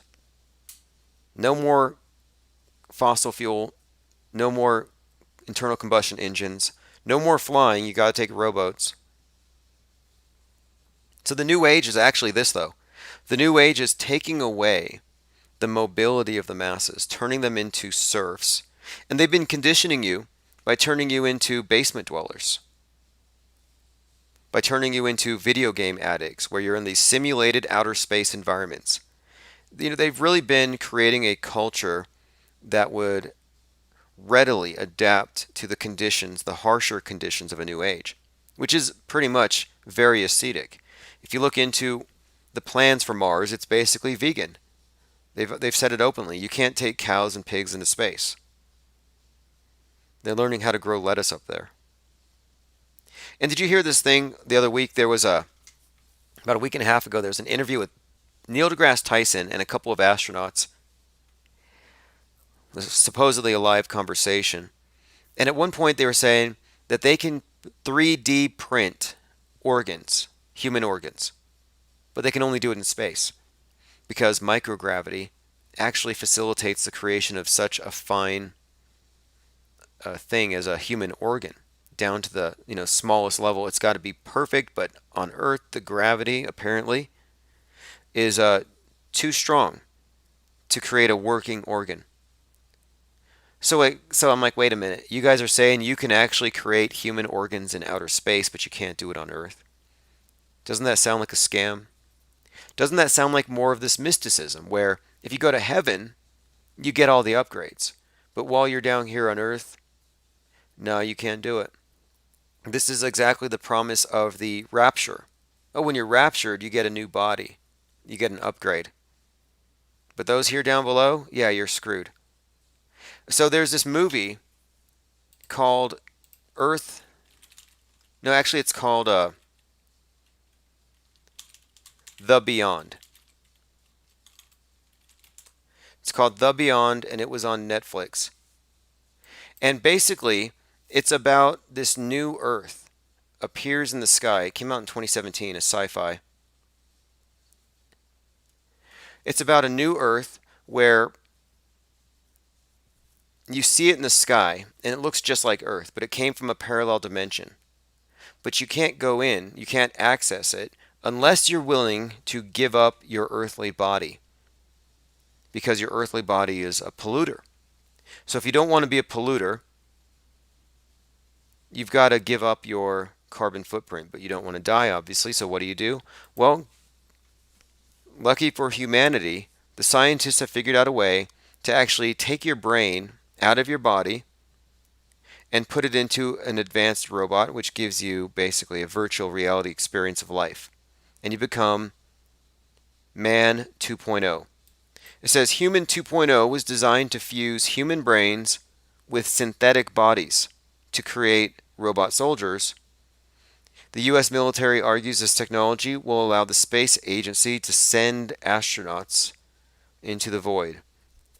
But what this movie basically tells you by the end of it, the story, it's called The Beyond, I watched it on Netflix, is that if you're willing to give up your humanly body, so you no longer sin, as in you no longer pollute, you can go to the new world.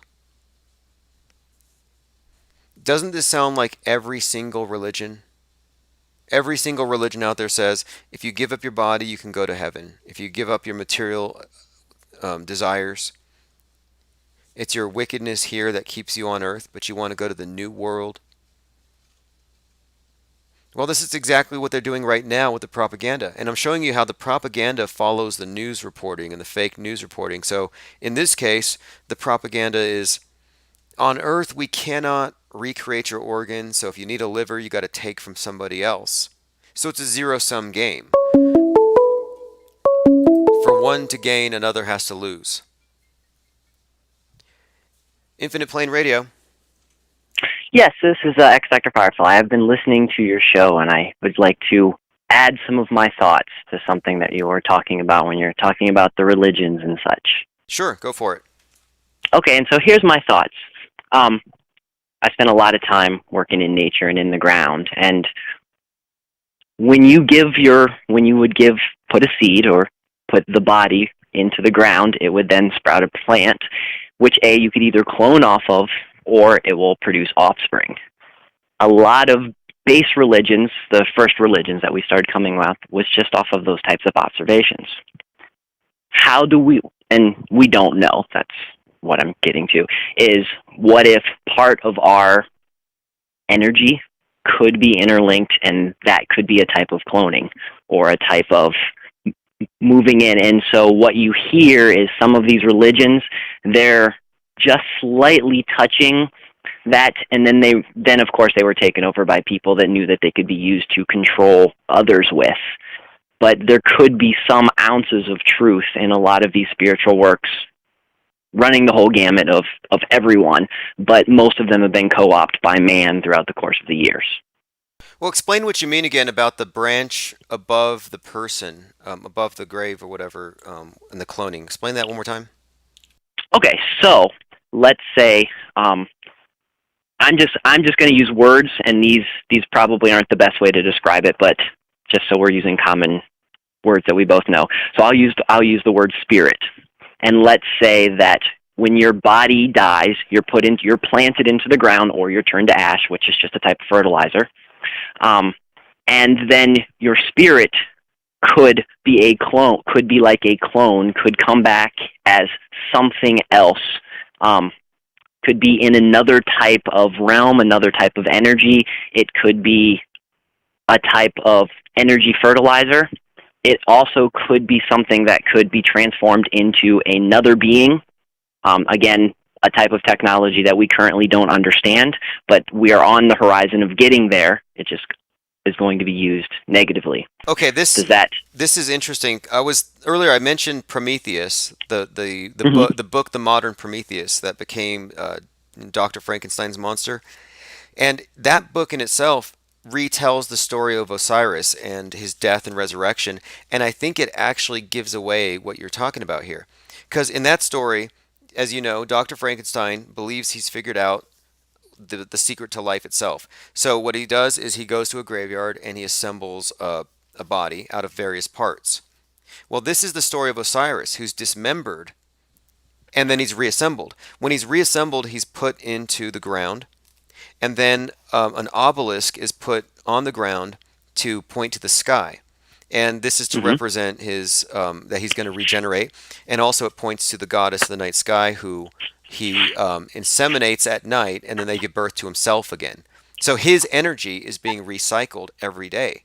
But the interesting thing here is Frankenstein, like Osiris, is assembled and put together. And what do they put above the gurney, the bed that they use when they assemble him? They put a lightning rod up there, and it's the electricity that brings him to life. So what you have is dead matter, and then something from the dead matter goes into it, and that would be the energy from above, night sky, like the goddess Isis. The energy from above is what animates this corpse and brings him back to life. And this book was originally called The Modern Prometheus, and Prometheus was the titan who was punished for sharing the secrets of fire with man. And I'm thinking, well, maybe it wasn't fire like rubbing two sticks together, but maybe the real secret here has to do with this, the life force itself. Well, let me add something else that's very interesting that you just mentioned. If you plant near a lightning strike, it actually is a very super rich soil. So it's actually very desirable to have lightning strike garden plots or places that you choose to grow crops.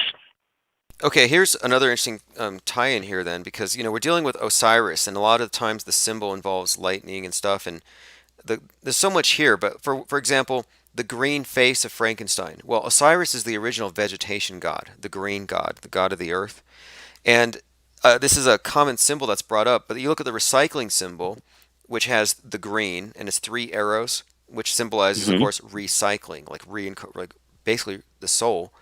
And it contains a hexagram, which is a triangle pointing up and a triangle pointing down. It's inside of the recycling symbol. That's an old symbol of Saturn. But what it means, according to the occultists in their books, is it's the merging of the energy from below and the energies from above. And where they meet in the middle is where we are. So the idea here is that the six-pointed star is actually two triangles, one pointing up, one pointing down, one symbolizing the god, one the goddess. And when they're conjoined, you have this new thing, the spark of life. Yep, I can see that. I have a similar. I feel the similar thing about what we currently call the swastika. If you look at the way it comes to a center, and you view each branch as some type of, because with Christianity there's three, but there's other religions that have more importance than just the three, the Father, Son, and Holy Spirit. So that's I never thought about what you just mentioned. That's very interesting. Well, they've been retelling the story. So Dr. Frankenstein's monster is like the golem.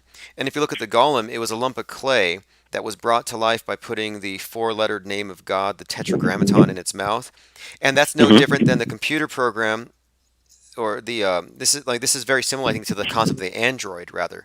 The android, see, Frankenstein or a cyborg or an android, these are all examples of dead matter being brought to life by some mysterious means. And I think that's at the center of this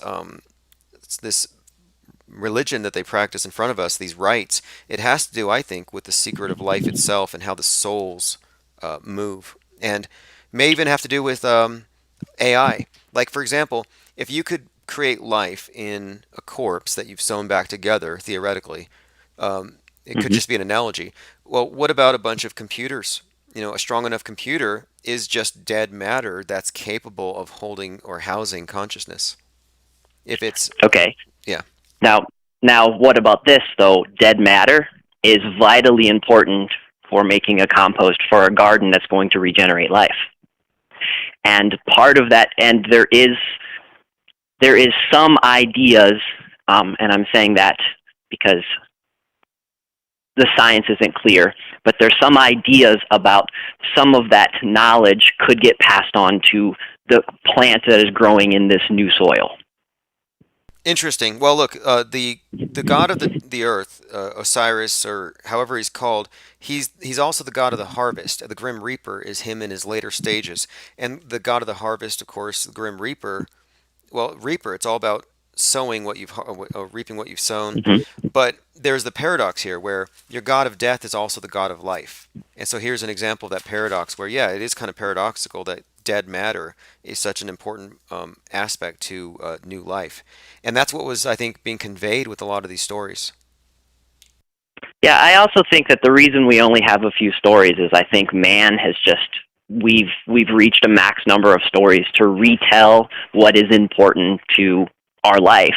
I mean, you see it completely. I mean, honestly, every superhero story is just a retell of an old ancient story, just slightly variations. It's usually a hero's tale. Oh yes, there's definitely some templates at work here. And what you brought up about the branch was interesting, because there's an article called King Kill 33 where someone had broken down, his name's James Downard, he broke down the Masonic symbolism in the JFK assassination rites. And one of the points he brought up here is what he called necrology.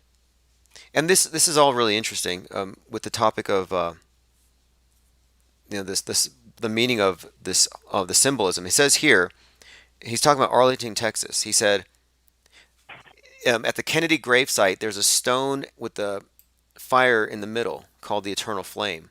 and he says that this represents the point in the circle, which is the symbol of the phallus inside the vagina, a symbol of fertility. Circle, like the Target's logo, the point in the circle. Hmm. Well, the point in the circle is what you see when you look at the obelisk at St. Peter's Basilica, or if you look from above at a SpaceX launch site, or any Burning Man, or the Washington Monument with its ring of flags. The point in the circle is a very, very common symbol here, and it represents, of course, the circle is the goddess, the night sky, and then the point is the god on the ground, or god of the earth. But in this piece here, they're saying that there is this point in the circle symbolism where Kennedy is buried. And it says here, at the Oswald gravesite, there's a tree that grows near the grave. And it says here, this is from the author, he says, there's an old belief that a tree that grows near a grave will be embodied with the spirit force of the person buried at the site, and a twig or a branch taken from such a tree will have magical powers. So again, this is Masonic lore about necrology, and it has to do with also, I guess, when the Masons initiated into his death resurrection rites, they give him a piece of acacia, like some plant that they say sprouted from the point where Hiram Abiff, their Christ archetype, where he was buried. So they have a symbol of resurrection and a little twig that sprouts up from the grave. So this might explain the Masonic focus on death and the grave. Yeah, that's very interesting. And the current trend, at least with some of the folks that I know, is to get cremated, and then inside your ashes you can have particular seeds, and so your little seed ash location will sprout a tree. It has some snazzy name. I don't remember it, but I just recently, one of my friends had told me about that, and so that's actually interesting to add into this. Yeah, it really is, because it's very consistent all across the board. It seems like the story they're telling us is just about the transmigration of the human soul, and that's a big deal. If we find out that one of the things they're hiding from us is that death is something of a very popularly misunderstood phenomenon, and that would be a tremendous advantage, of course, for an entrenched elite to know these types of things. What happens after? Are you able to? I mean, I have my own personal woo-woo ideas that are, like, I consider myself a reincarnationist based on reading lots of what people call holy scriptures. They all tell a story. They all tell the same story. You just have to find it. Oh yeah, definitely. I mean, even the story of Christ is just a retelling, in many ways, of Osiris, and they give you a lot of interesting things in the Bible. And of course, it's not because it was I mean, in my view, it's just because they're retelling some of the other stuff, like the story of 3 days in the tomb, and then he breaks out of the tomb, and no one can figure out how, because it was sealed, right? So when he's reborn after his death, he's reborn from a sealed tomb. Well, that's that's just a direct echo of his birth. He was born from what? A sealed womb. He was born of a virgin. So when he's reborn, he comes out of a tomb, and they can't figure out, how'd you get out? It was sealed. So the hymenally intact womb and the sealed tomb, there's a reason why they have these repeated stories, and why they tend to have these themes. And I will also add, I also believe the 3 days has something to do with, if you've ever seen bodies decay. After 3 days, they definitely start changing shape, and if it was a really tight or small area, and I'm not necessarily comparing this to the story in the Bible, but if it was something like that, I could see buried in a really small box after 3 days breaking open the box. Yeah, definitely. Yeah, I could see that. 3 days is also interesting. They use it in everything, like in the Matrix. Remember when Neo dies? He's hanging out with Trinity. He dies to save the Matrix or save the world or whatever, but he's out for 3 minutes or 72 seconds, which is symbolic of Jesus, 3 days, 72 hours. So there's a formula here. There's a template that they write into all of these stories. And it does have to do, I think, with mainly the cycles of death and rebirth and what they know about it. As far as reincarnation, I tend to agree with you. I just don't know how it works. But I tend to agree that like when a person dies, I don't think that it's just like lights out. I think it's more like um, I'm not sure what happens if they're scattered, if their consciousness stays. I'm not sure if it gets swept away by the ether. I mean, who knows? I don't know. But I do know from personal experience, which I would never cite as something to go off of because it's too subjective.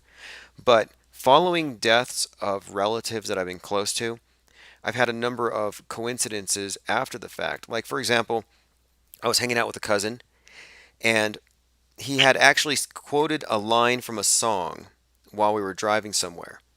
It was a very specific quote from a song by Metallica, I believe. Anyway, he dies, and then like 3 days later, I'm helping clean out his house because of the situation. I was cleaning the house, and his radio was on, but it wasn't on a station. It was on static.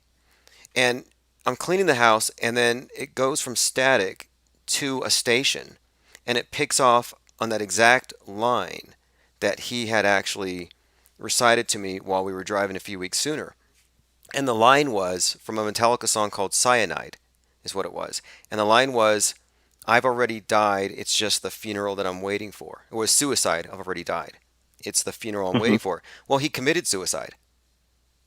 And so I'm at his house cleaning up the mess, and the radio turns on, and it's that exact line. And I'm like, man, that is just a weird coincidence.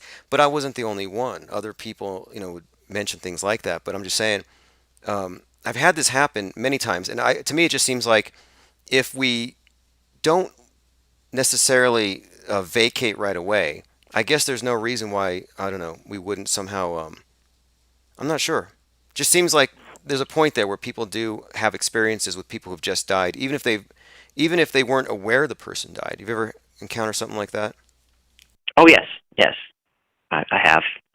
I again, this is anecdotal. It's just me. When I'm in the presence of something dying, and being a farmer and being around stuff, I'm around death on a very regular basis. I can feel a type of energy. Usually for me, I don't enjoy the feeling of that, is the best way to put that. So what that means, I don't know, and maybe it's my mind trying to make something up. That is a total possibility, but there is something that happens during that last moment. There is some type of energy exchange that happens that is more than just something being turned off. It's not like unplugging your computer or turning off your TV.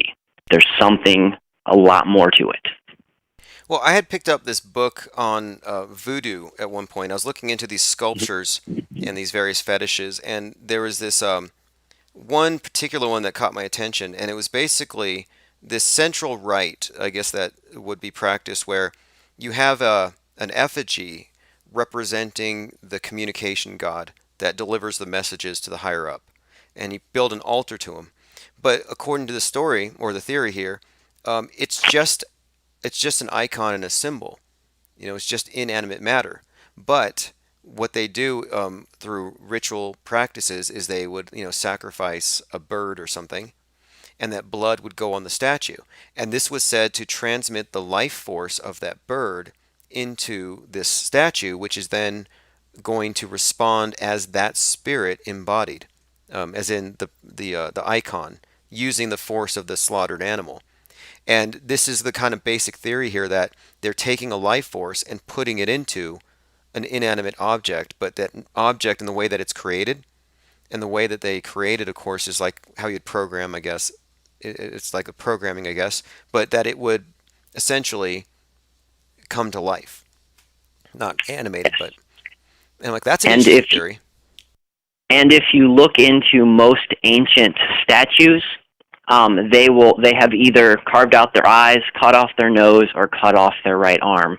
And the theory behind that is because a lot of those cultures a long time ago, they would have their, lack of better words, gods, and they would believe that they could be reanimated or at least communicate with them into that statue form. And so when you would go to vanquish your enemies and you would notice their statue of their god, you would cut their nose off to stop them from bleeding. You may gouge out their eyes on the statue so that they couldn't see what's going on, or you would cut off their right arm, which is the arm that you use to give friendly gifts or to give bounty to your people for. So that has always been, always is a tough word, that has for a long time been a very strong belief that we can put energy into other inanimate objects. Interesting. Well, and it goes beyond, just the blood sacrifice thing. And I talked to a guy when I was stationed in a place in El Paso, a military base, and I was friends with a guy from Haiti, and he was a practitioner of this stuff, and he basically was explaining, well, from his understanding of it, that yeah, you're sacrificing animals, but it's not like Hollywood. It's not like it's a cruel death. It's just slaughtering in the way you would if you lived on a farm, but it's recognizing it as part of a natural cycle. So it's just like you don't have refrigeration, and so the slaughtering is at the house. So it's in this, it's part of the culture. So there's nothing dark or negative about it, except the way it's portrayed here in the Hollywood interpretation. But he made the point to say that it's not just blood of animals, that plants, that the herbs, libations, drinks, various things that you see. Like if you look at these voodoo altars on the web, you'll see them covered in things like candy, bottles of rum, and it's just said that all of these gifts that you give to these things, the act of giving is actually imbuing it with life force. Sort of like joss paper, I think in China, where they fold up paper into the shapes of things that they want to give to their ancestors, and they burn it, and they say it's sending it up there. Well, it's kind of the same idea, that your intention in something and gifting something is actually sending something.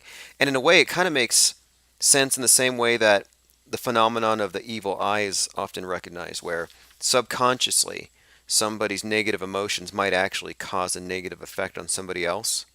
So a lot of it does have to do with intention and whatever that actually is, and the effect that it has around us and on our environments. Yeah, I think that's where you're right on, and I think that's where too many people maybe don't understand that. If anybody's ever tried it, it's a really fun game to play. Is go out into public, out into the real world, and just smile at random people, and you will start seeing it cascade. That is a very easy, and then you can do the exact opposite. You can be grumpy without saying words, or you can put show negative emotion to groups of people, and you will see that also cascade. Think of traffic at any major city. Yes. If you start letting people in, and the flow of traffic starts working well because everybody's sharing, traffic's going to go better. If everybody starts honking on their horn and cutting everybody off, it will continue. You will feel that you need to do that too to get ahead, and it will just keep moving it forward. Okay, so this is kind of tying into this notion of groups, like group rituals. A lot of what characterizes these rites that we're talking about is that they're experienced by a group, whether it's a whole lot of people oohing and awing as the rocket goes off, or all these people praying with the Pope at the obelisk. The group ritual of a concert, where it's a concerted attention that they create. Everything is in concert. Everything happens at once. It seems like synchronizing the minds of large groups of people is what these rituals are for and what the pageantry is for. And I don't think it's only about taking your money. I mean, you wonder, it's like you look at these musicians and rock stars. What's with all the occult symbolism? What's with the straight up Masonic stuff? What's with the hand signs, the Illuminati stuff? Like, honestly, if they're doing that and they're in front of tens of thousands of people and they're focusing that attention, and if attention is anything at all, then how is that not a massive group ritual? How is being at a rock concert or a hip-hop concert or whatever any different than being in a big church of holy rollers? Okay, now I'll actually take that and show how I think what you're saying is 100% true. Let's say that you can't get internet from one side of your house to another. The more routers you link together, all focusing on the same channel, the same way, you're going to strengthen the signal that needs to be sent. So they're doing that for probably some reason that we currently don't understand. And I believe the answer might not be as metaphysical as people think it is. I think it is probably grounded in something that we have been lied to about. Yeah, I think you're right there too. I think they want to mystify it. It may be something simple. I've been doing a lot of research on this. In fact, this is what brought me into the Mandela effect. So when I first heard about the Mandela effect, I was like, well, if it's happening, the only rational explanation is actually the metaphysical one, the only one that makes any logical sense because it's a metaphysical proposition. And so I thought, well, is there room for such a thing if we are dealing with the power of masses of people having their like the power of synchronization of masses of people. So for example, 9/11, everybody sees the same thing on TV. The whole world moves into the post 9/11 world. They synchronized us.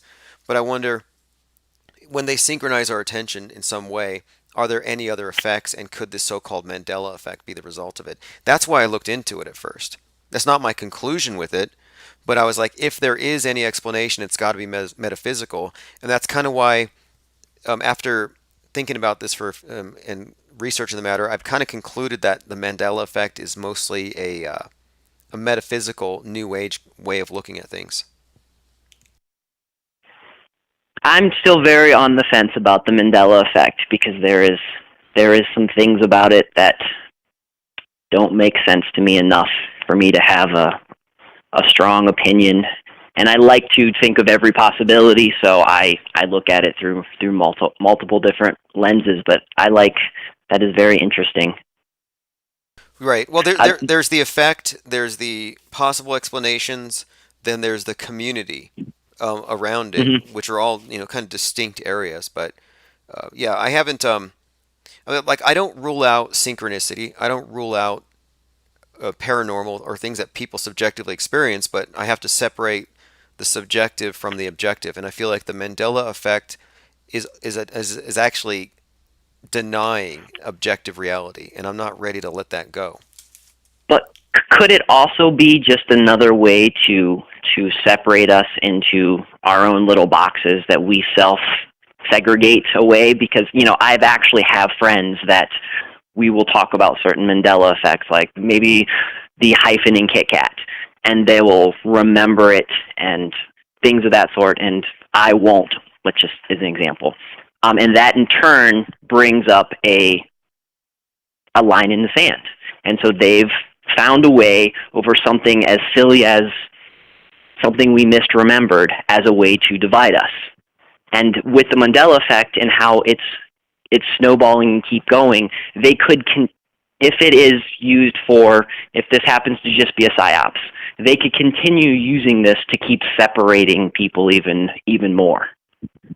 Yes, I've compared it to Bible verses where you can have different denominations splitting over variations on interpretations of a Bible verse.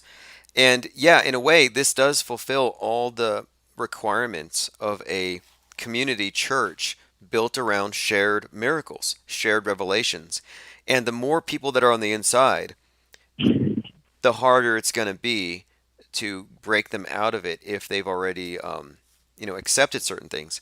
And I'm just at this point trying to be rational and logical more than faithful or more than dogmatic about anything. And as far as I can see it, the Mandela effect is too subjective to be anything scientific. It can't be falsified, and so it doesn't really fall outside to me of metaphysics. I think it's like Wicca or magic. I think it falls in that category.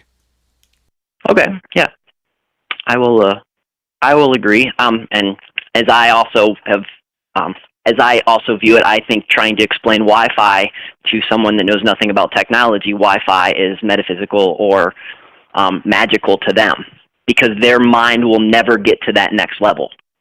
So that's how I view a lot of metaphysical and such, is that it's currently at a level that I can't get to because I don't have that extra knowledge that could then ground it back into a logical observation or scientific based thing. I think Arthur C. Clarke said any sufficiently developed technology will be indistinguishable from magic. And yeah, there are people, like, you could say it is kind of interesting that what we're doing, a lot of the stuff that we do with our communication technology would be magic and witchcraft by how people look at things from 200 years ago. Assuming if you had no technology, no understanding of it, yeah, it would look that way. In fact, there's a channel on YouTube, Barnabas Nagy, is actually convinced that our smartphones are actually run off of disembodied or now embodied intelligences, demons. Because the word demon doesn't really mean, horns and Yeah. but it's just an intelligence that can be locked into a place. In fact, if you really get into it, idolatry or the idea of idol worship, where they put the energy into these things, that's basically a demon. You'd call it, or a genie loci. So he's suggesting that that these phones could each one could have its own genie loci, its own demon, and this is Barnabas. He even goes so far as to say that the whole Ethernet cable is actually kind of a sly reference to the ether, and he believes that the technologies that we're using are actually a mask for this whatever we want to call it, this a metaphysical reality. I don't really agree with him necessarily, but you could make some analogies there. Well, that goes into my theory of ley lines, is that I believe that ley lines are just ancient technology that we don't know how to use. I think they're probably ran by crystals or something of a technology.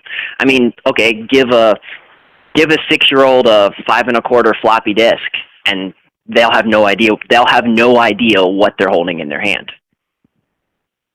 Right. Yeah. So, You know what? I think you could be right. What are your thoughts on? Because this thing with ley lines is interesting. I've always thought, okay, there's got to be something to it, something that was either lost or something we no longer have, or something that's been occulted. But then when I see the consistent use of symbolism and rituals by the oligarchs with all their religions and all their mass media, I'm like, well, they're still using whatever it is with ley lines, whatever this hidden, and that's why we call it a cult. So yeah, I do think there's something to it. What are your thoughts on the idea of mud flood in this, truncated history and possible advanced technology before us? Have you looked into that? yes, and I, from what I've looked into, I think that there's been at least 3 to 4 times that we've rebooted what Americans or what the world views as modern technology. And I think that what some people are finding, or what people think they're finding, is because of some event that, and mud flood is an interesting term. I don't know if it's the best one to use, but it's what most people are familiar with searching for. Is I think that there was something that globally, or that affected everyone in the world on a fairly prominent basis. I don't know if it was, the crack in the Milky Way, and that's why the Milky Way looks the way it is. I'm not sure if it was a shift and brought the water level to a different thing and liquefied the dirt so that everything shifted and moved, and that's why you see these large variations. It could have even been the technology that they were using. They could have added something like a new 5G, and it could have affected weather patterns. Yeah, that's the thing. Yeah, what I like about this notion, though, whatever it was, the idea here is that, could we be living in a civilization that was basically dominated by a more powerful force, which then disguised itself and kept the conquered people hundreds of years behind in technology? And that's what I find interesting, because you look at the old architecture, and the theory here is that whoever was here before, and of course they would have rewritten all of our history books and everything, but whoever was here before knew how to harness the energy out of the ether, out of the atmosphere, and they had wireless technology, and whatever they had was buried, wiped out, and what we have now is just a new iteration of what they had. And that's the idea, but that we're being doled out the technology little by little, so we're like probably a couple hundred years behind the oligarchs and what they really have. Oh yes, I agree. I live in a house that was built in 1897, or said it was built in 18. It's a Queen Anne Victorian. I look at the architecture and I look at what these people did with the technology that they said they have. That's pretty amazing. But the other weirder thing is, I have rooms in my house that are curved. In those rooms, my Wi-Fi will not work the same. I have to pay attention to where I put something in this room or the other room because it won't, the signal does not flow the same way. There are spots in the rooms where the signal will not pick up. Well, look, I look at this thing too as the power disparity has always, I think, been between what they refer to as darkness and light. Like they have the light, we're in the darkness. So the oligarchs have always tried. They used to use the ignorance of imposed illiteracy. Movable type press broke that. We had a reformation. But I think right now the disparity is really still in place, but it's just moved. So maybe we're not as illiterate as we used to be, but maybe we're just not literate about the right things. Maybe we've been dumbed down in other areas.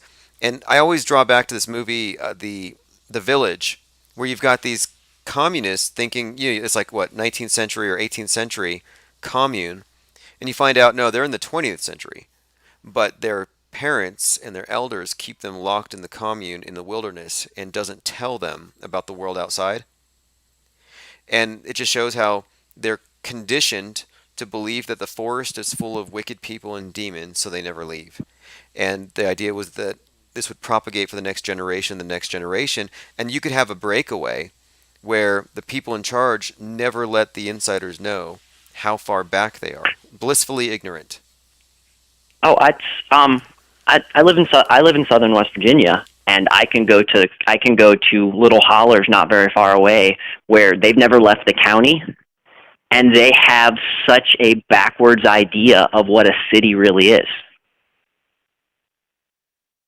I mean, to the point where it's a Hollywood backwards idea of what they think a city really looks like and really functions. And that is today in just a holler here in the United States.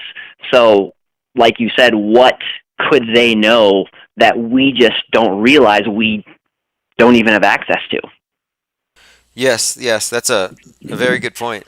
I mean, my thinking, my take on it, what they're doing next is they're using radical environmentalism, which nobody wants to accept. So they disguised it as a necessity and they've dressed it up as the space program. But what I think is actually happening here is I think they're conditioning people to live in communes. Only these will be high-tech Jetsons domes on Mars or the moon or whatever. But here's the thing. If you could move a sufficient number of people into a Mars simulation city, and they have kids who are a captive audience and they have no external influences, you could easily brainwash within 1 or 2 generations. You could brainwash a whole new world of people who have no connection to where they came from. And I think that's what they're doing. I think they're creating a breakaway where they really want to create a schism between the people who will adopt the new world and the people who won't let go of the old ways. And this is where Greta comes into the picture. This is where David Hogg comes into the picture, and these youth who are basically saying the old have to go because they brought the guns, they brought the MAGA, and they brought the pollution. Yeah, I can. I definitely see one of the factions. I personally have the idea that there are multiple factions currently playing a game, and that what you described is actually one of the factions of the, for lack of better words, we'll call them the elite, and they like to see how their experiments play out on the average people. So I think you are onto something right there. Well, I look at the pictures of Disney with Von Braun and Disneyland. Mm-hmm. The theme park is a totally controlled environment. It's a closed system.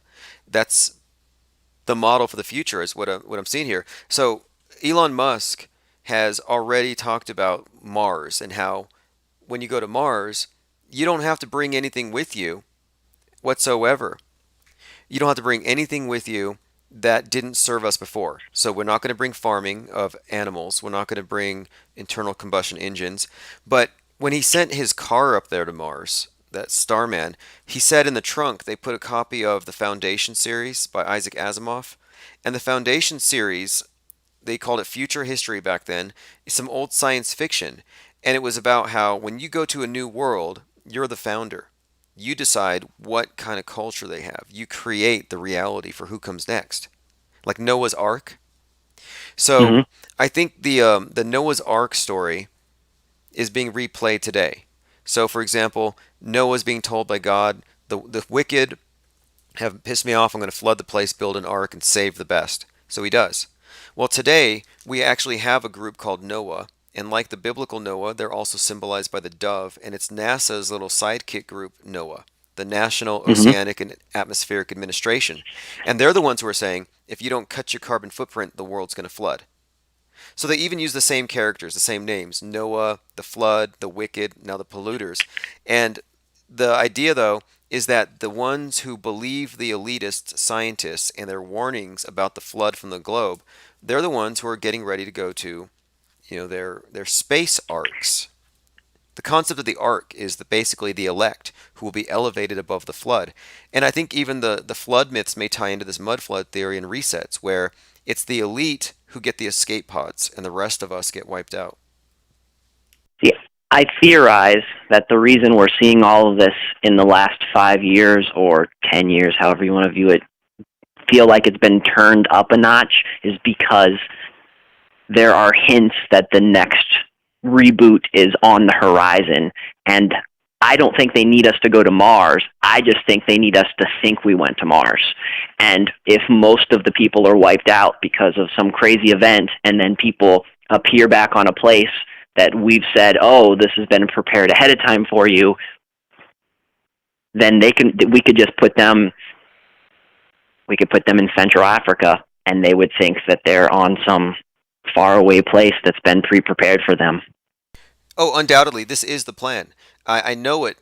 I know it because I've read all their sci-fi, I've watched all the contemporary science fiction, I've listened to every word of Musk, I've read all the literature from the technocrats. This is the plan. And even there's a new show out, War of the Worlds. The new War of the Worlds does have this scene where the Earth's sky is being darkened to block out the sun, and it's basically turning into like this Mars-like environment. And I think that is the case here. We're moving into the age of Mars. We're in it. The age of Horus is what the secret societies call it. The age of the Falcon, the crowned conquering child. And that the age of Mars is the transition. And if you read their books, it's pretty shocking, but it basically looks like Constantine all over again. Constantine is the Pope who pretty much just locked everybody down into serfdom. Mm-hmm. Well, your fiefdom is now going to be your Mars dome where you're farming potatoes.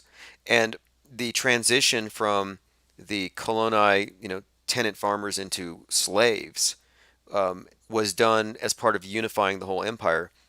And so I think the next unification of the empire, or the New World Order, is the transition of the space age. And yeah, they already have like $500 million Mars dome in the UAE they're developing. They're developing Mars cities to prepare people. So if you fill people up, you fill up the Mars preparation centers right now, and then you bring about some catastrophe to wipe us out. Maybe they just use drones and they poison us with sarin gas or whatever. They wipe us out. The people in the Mars domes will think, they can basically just treat it like we're on Mars, we're terraforming the Earth, we can't go out for 20 years. And that's plenty of time to clean house and set the stage for the new age. And of course, the elites are the ones on the inside who know it was Earth all along. They're just changing the set. Well, the one thing that I'll add to that is I don't think the elites are doing it. I think they know it's pre-programmed in, and they know that it's just something that nature it's part of the cycle that every X amount of years, if we have some catastrophic event, and so they are prepping ahead of time with their technology that they hope survives this time. Interesting. That could be. It could very well be, which is a little more fair than, we're just waiting until they push a button. Because I think that the reason I think things of that sort is, I believe the last reboot was probably sometime in what we currently understand as the 17th or 18th century. And when we luckily at that time though, some little pieces of writing had survived, and so you get pieces and parts of stories that by themselves don't make sense, but when you start connecting them with other stories, you'll see that a planned event and people might have had more knowledge than they were supposed to. I'll give an example, like Nikola Tesla and what he could do in a time when those people shouldn't have been able to do some of that stuff. He's just an example. He's not even really that good of one. But if you look at what, like, certain Native American cultures could do, or you look at what peasant farmers could do without any knowledge or any formal education, as they tell us, and you compare that to, that was also the time that we were starting to really start moving people around the planet a lot, which if you want to move people around the planet, there's usually a reason. So. Yeah, I see what you're saying. Like, okay, so there are these cities in China that are like replicants of cities in America to a T, but they're empty. So hypothetically, if you wanted to if we're being farmed around in this manner, which is what mud flood theory would suggest, that we're being farmed to some degree, man, it's crazy, but not so crazy, I guess, because we're talking, how long does it really take, when you're talking about taking a generation and cutting them off from their history and replacing that history with a fake history. It's just a few generations, and we see what they do. Like, we know right now they're faking the news every day. They're faking the cosmography every day, the cosmology. And what do you get when you take your mainstream media news and you extend it back a century? A century of lies.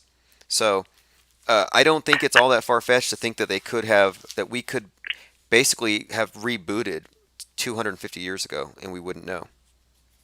I mean, I'll just put it this way. I live in the same house as my father, and he watches the news, and I don't watch any news. I occasionally watch a handful of people on YouTube to catch up to what's happening in the world. And we will have conversations, and it doesn't feel like we even live in the same realm anymore, because he will spout, and I'll have to sit and I'll sit in the kitchen for a second, and the TV will turn on, and I'll be like, oh, that's why you believe what you believe. The programming is hardcore.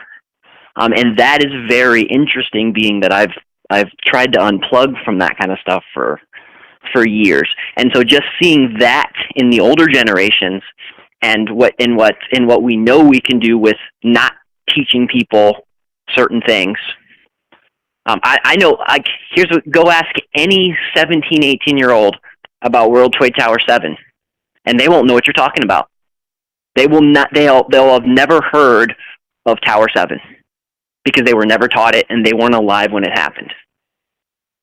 Wow, that's a good point. There's a big gap, isn't there? And Miles Mathis, great writer, artist, but Miles Mathis analyzes a lot of the media hoaxes, and he noted that they stopped with the serial killers just in time for the mass shooters. And he thinks it's because the collective attention span is being fragmented by the internet and therefore shortened. So you can't scare the mass population with some guy going around killing people. But the specter of the killer on every street corner waiting to just go shoot something up is now what they use, because they can give you the whole story in one day instead of having to drag it out.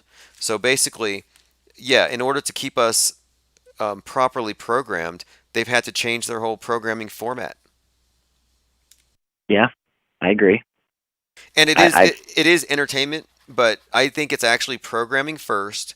Entertainment is the side effect, or like a byproduct, but it's definitely for your programming first. I watch everything on Netflix, and it's all just opposition research, and I'm just looking, and it's like, look, every single TV show corresponds to what's in the news.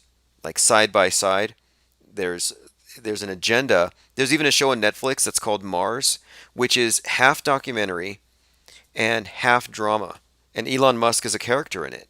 And he's basically saying the Earth's going to be destroyed, we got to go to Mars. So they're really using the entertainment industry to sell the masses on space utopianism. I see it. I see it exactly. I have friends that absolutely watch tons and tons of shows, and then when we have good, strong conversations about things, we'll have strong conversations about, I do sustainable living, and that's what I do for a living. I teach people that. Well, we'll have talks about growing particular crops and things of that sort, and then all of a sudden they'll be like, well, yeah, but what if you're out there growing the corn and the zombies come? And I'm like, where did zombies come from? Like, when did they appear in my reality? Like, why was that the first thing that came to mind? That instead of worried about deer and the weather and lots of other stuff, you are now simply concerned about the corn and zombies. And then I've also seen that correlate down to like, well, maybe we shouldn't plant so much, or maybe we shouldn't do so much just in case. Well, that just in case is a made-up fantasy that the TV just told you. Fascinating. And yes, the thing is, and when you say sustainable, to me, that means you're talking about independence. The buzzword sustainable used by the environmentalists is just totally like, I think, misinforming people about what it really is. Because the big threat to big government is independence. They need you to be codependent. And if you don't need government, you're not codependent. Well, what I mean by sustainable is for you and your community to be able to coexist together so that you have everything that you need. That is how I'm trying to take back that word, that's the green, that particular part has tried to steal away, because it is being able to support yourself and then also being able to give back to your community so that those that may not have the same skill set, you can exchange skill sets, is what we need to do. Small towns are how humans are, my view, small towns are how humans are supposed to function. You're supposed to know everybody, just recognize faces. When you recognize faces, you don't have the same level of hatred because they're not strangers. You know what to expect. There is a routine. Right, you have individuals, not types. Yes. Because like with the media, they give correct. you types. So like, oh look, you got a bowl cut with a frown. That guy's gonna shoot you. That guy's got a turban. And they give you types. And when you have types, you don't treat them as individuals, and that's totally what communism is about. And that's part of the programming too with the space programming, is that when you go to Mars, you're not going to have your wardrobe. You're going to all be faceless because you're going to have that glass over your face. It's like you might as well be wearing a burqa. And it's designed to take away your individuality. And I think you have a strong point here about this idea of turning people into abstractions. Makes it more threatening and less personable. Well, we see that. We see that with what they've done to soldiers, what they've done to the police officers. We've put soldiers and we've put police officers into a combat-ready looking uniform, so that when you see a soldier or where you see a police officer, you can't see the individual. You only see the tool. And so when the average person then has to interact with them, instead of having the compassion for the soldier or the police officer, they now have whatever their bias is. Either, yes, I'm going to support them, or no, these people are really bad.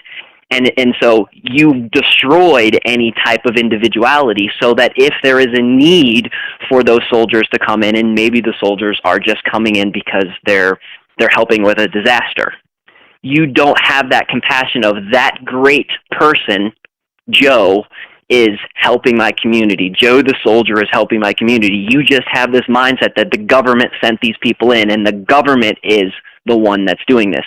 So the people get lost, and the government gets the praise. Yeah, that's absolutely right. That's true. And they do this in so many, I think it works both ways, where they're also conditioning people to fear mentally ill as just another form of terrorist. And so they create these caricatures, and they have acceptable scapegoats. And the acceptable scapegoats are pretty much designated by the media, and they use the word hate. Like, oh, these people are wicked. But they can't say wicked because it wouldn't go in a secular society. So they say, oh, these people are hateful, which is just a replacement word. And definitely, they put targets on people's backs by groups, and of course, to polarize groups, they need to, give these straw men out there that they can get people to rally around. Like Black Lives Matter, for example, groups like that. Well, they organize around the presupposition that these cops are a bunch of racist pigs. Well, that may not statistically bear out, but the narrative fits, and it fits with the movies, it fits with the pop culture, and what they've been programmed to expect, and then it becomes a self-fulfilling prophecy. Yes. But you see the same thing. You unfortunately see the same things with the police officers in the Thin Blue Line. Is they then start following that that persona that the TV and that their groups have directed them to act like. And so you start seeing the hard ass cops, and you start seeing, you know, the cops that think they're playing video games. You no longer see the Barney Fifes. You no longer see the cops that are, and I'm saying this purely general, there probably are individuals, but you never see them talking about the cop that was the good person. Even, you know, the story, so few people even really heard the story of when that police officer, that woman police officer, I think it was in Texas, when she went what she thought was her apartment, and she went into it, and then she killed that guy on his couch, and it was a black man on the couch, and it was his house. But that person's brother, during the trial, said that he forgave her and asked if he could give her a hug because he said he didn't want to hate her for that.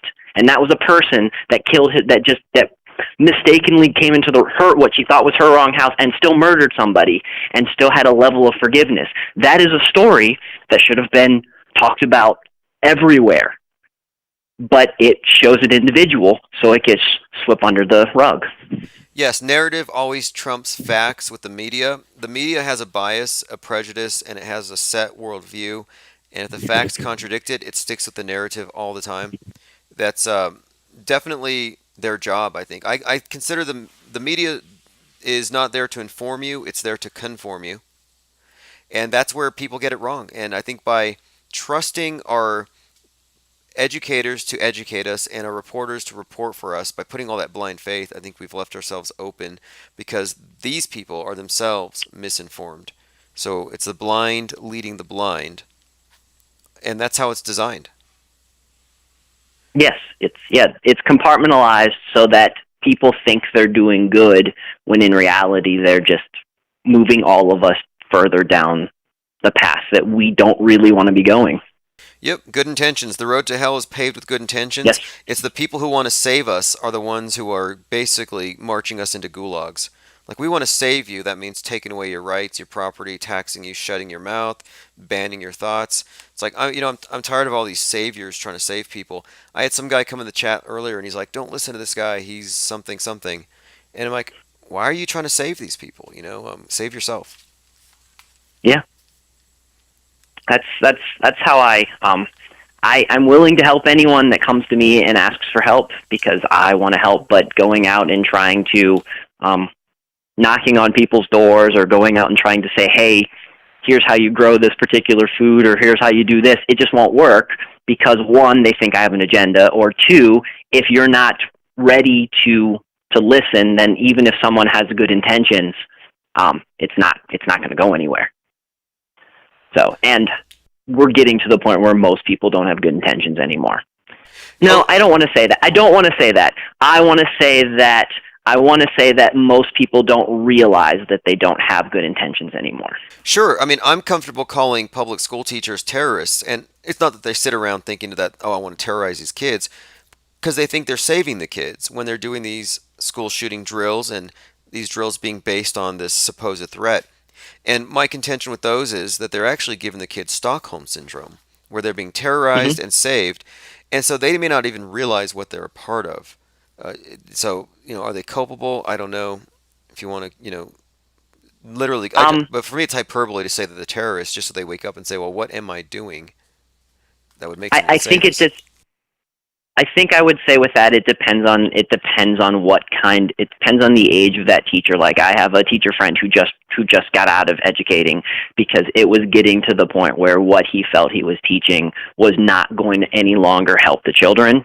And he said he had a point that he was not going to go past, and they reached that point, so he just left. He walked away.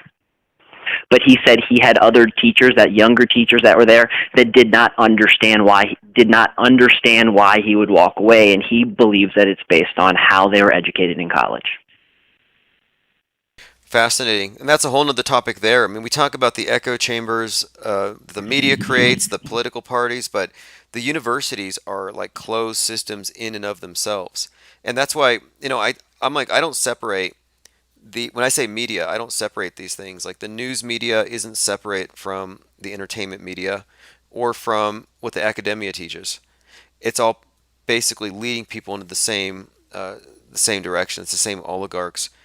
And yeah, a lot of people do have good intentions, but the machine itself, like these school shooting drills or the fake school shootings, for example, I believe that the reason why we don't have any whistleblowers is that the people who take part in the fake school shootings actually believe in what they're doing.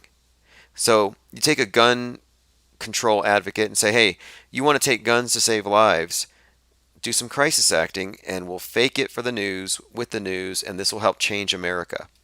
So they actually see themselves as saviors, as most SJWs do or activists do. So if you recruit activists, they actually think, that they're helping society by getting rid of guns. I think that there's that, and I also think that some of them are trolls. I think someone like Hogg is a troll. I think he straight up told us, he admitted he wasn't there, that he rode his bike back to school for that shooting. The stuff there's a lot of the stuff like the coroner at Sandy Hook who laughed about, all of the dead kids. They're trolling us, and they're being super obvious to any of us that are willing to look at it and say, hey, this is the best. And maybe not with David Hogg, but maybe with some of the other ones. This is the best we can tell you without telling you, and if you're smart enough to get it, great. But I'm not going to risk my life and be killed by the Clintons by going and telling you on the media site that this is not real. Yeah, that's right. There is a great deal of trolling evident throughout all of this, and we've seen it. Even the predictive scripting tells you how scripted these things are with the big events. But like you said, Dr. Carver was the autopsy guy. Yes, that's his name. I mean, come on, Dr. Carver. Oh, Mm-hmm. the names though, it's very Shakespearean, where the names have double meanings and they have symbolic meanings. Like I still think that Nick Cruz from Parkland, the name Nick Cruz was chosen for the very specific reason that it's cross. And this kicked off the Children's Crusade, which historically was kicked off in part by a kid named Nicholas. So Nick Cross. Yeah. Well, and even Parkland. A park is supposed to be a safe area to play in. Oh yeah, absolutely. I mean, Newtown is like any town. Like they definitely play on words. They use the names of the characters, the stories. It's to me, I mean, I look at it as meta scripting. There's a bigger story that they're all telling, and they're saying, let's tell it through this news media outlet, let's tell it through this event. But yeah, sure. I mean, I think it's super obvious, but it's only because I'm paying attention. I didn't know. Well, okay. But what? Go ahead, sorry. No, I mean, I didn't know about crisis actors until Robbie Parker. In fact, it was that guy's smiling face that really caused me to look at the media again. I was oblivious. I didn't care about the MSM every day. I was kind of I was uninformed until I saw that guy smiling, because I was too busy working 2 jobs and all this other stuff. Mm-hmm. And I see this guy laughing after this tragedy. I'm like, okay, something's up here. Well, probably I will say that one of my favorites is the Aurora, the one that happened in Aurora. Simply because Aurora is also Sleeping Beauty's name, and then Aurora also has the connections to the stars and all that kind of stuff. That was when they were beginning to explain to us that they're just playing us, and we're going to see how far they can keep playing us until, I don't know. I think they're just seeing how far they can play us at this particular point. Oh, I love that one. I went over to the memorial site. Well, they put up next to the courthouse there in Aurora. They actually put up a shrine to the victims, and it's 17 swans made into a pyramid. And I went out on the day that they revealed this thing, and I was like, I got to go see it in person.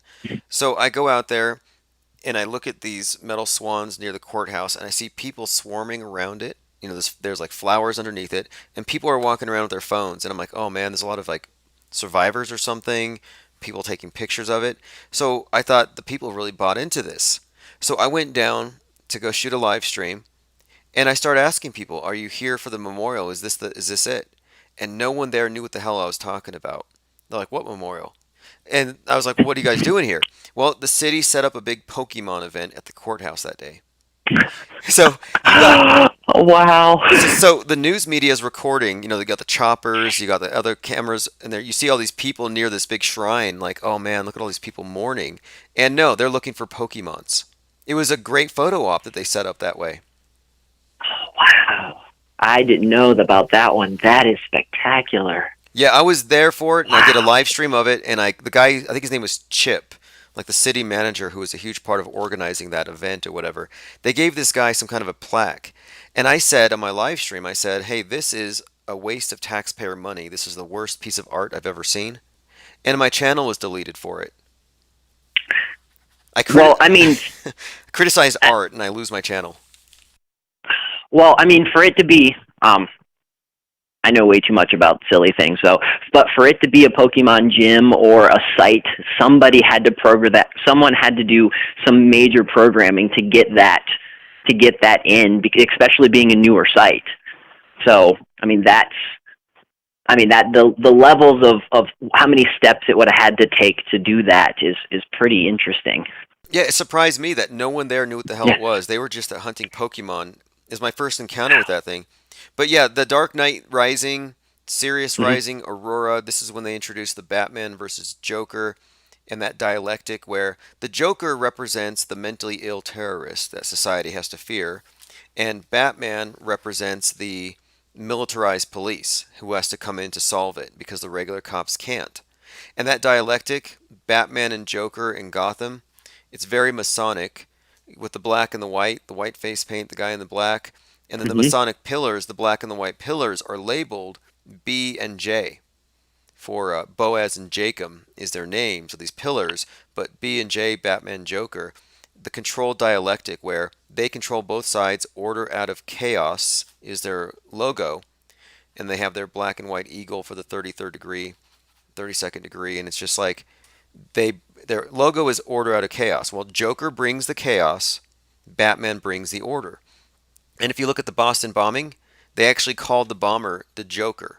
His name was pronounced, the Sarnoff brothers. His name was pronounced Yep. Joker.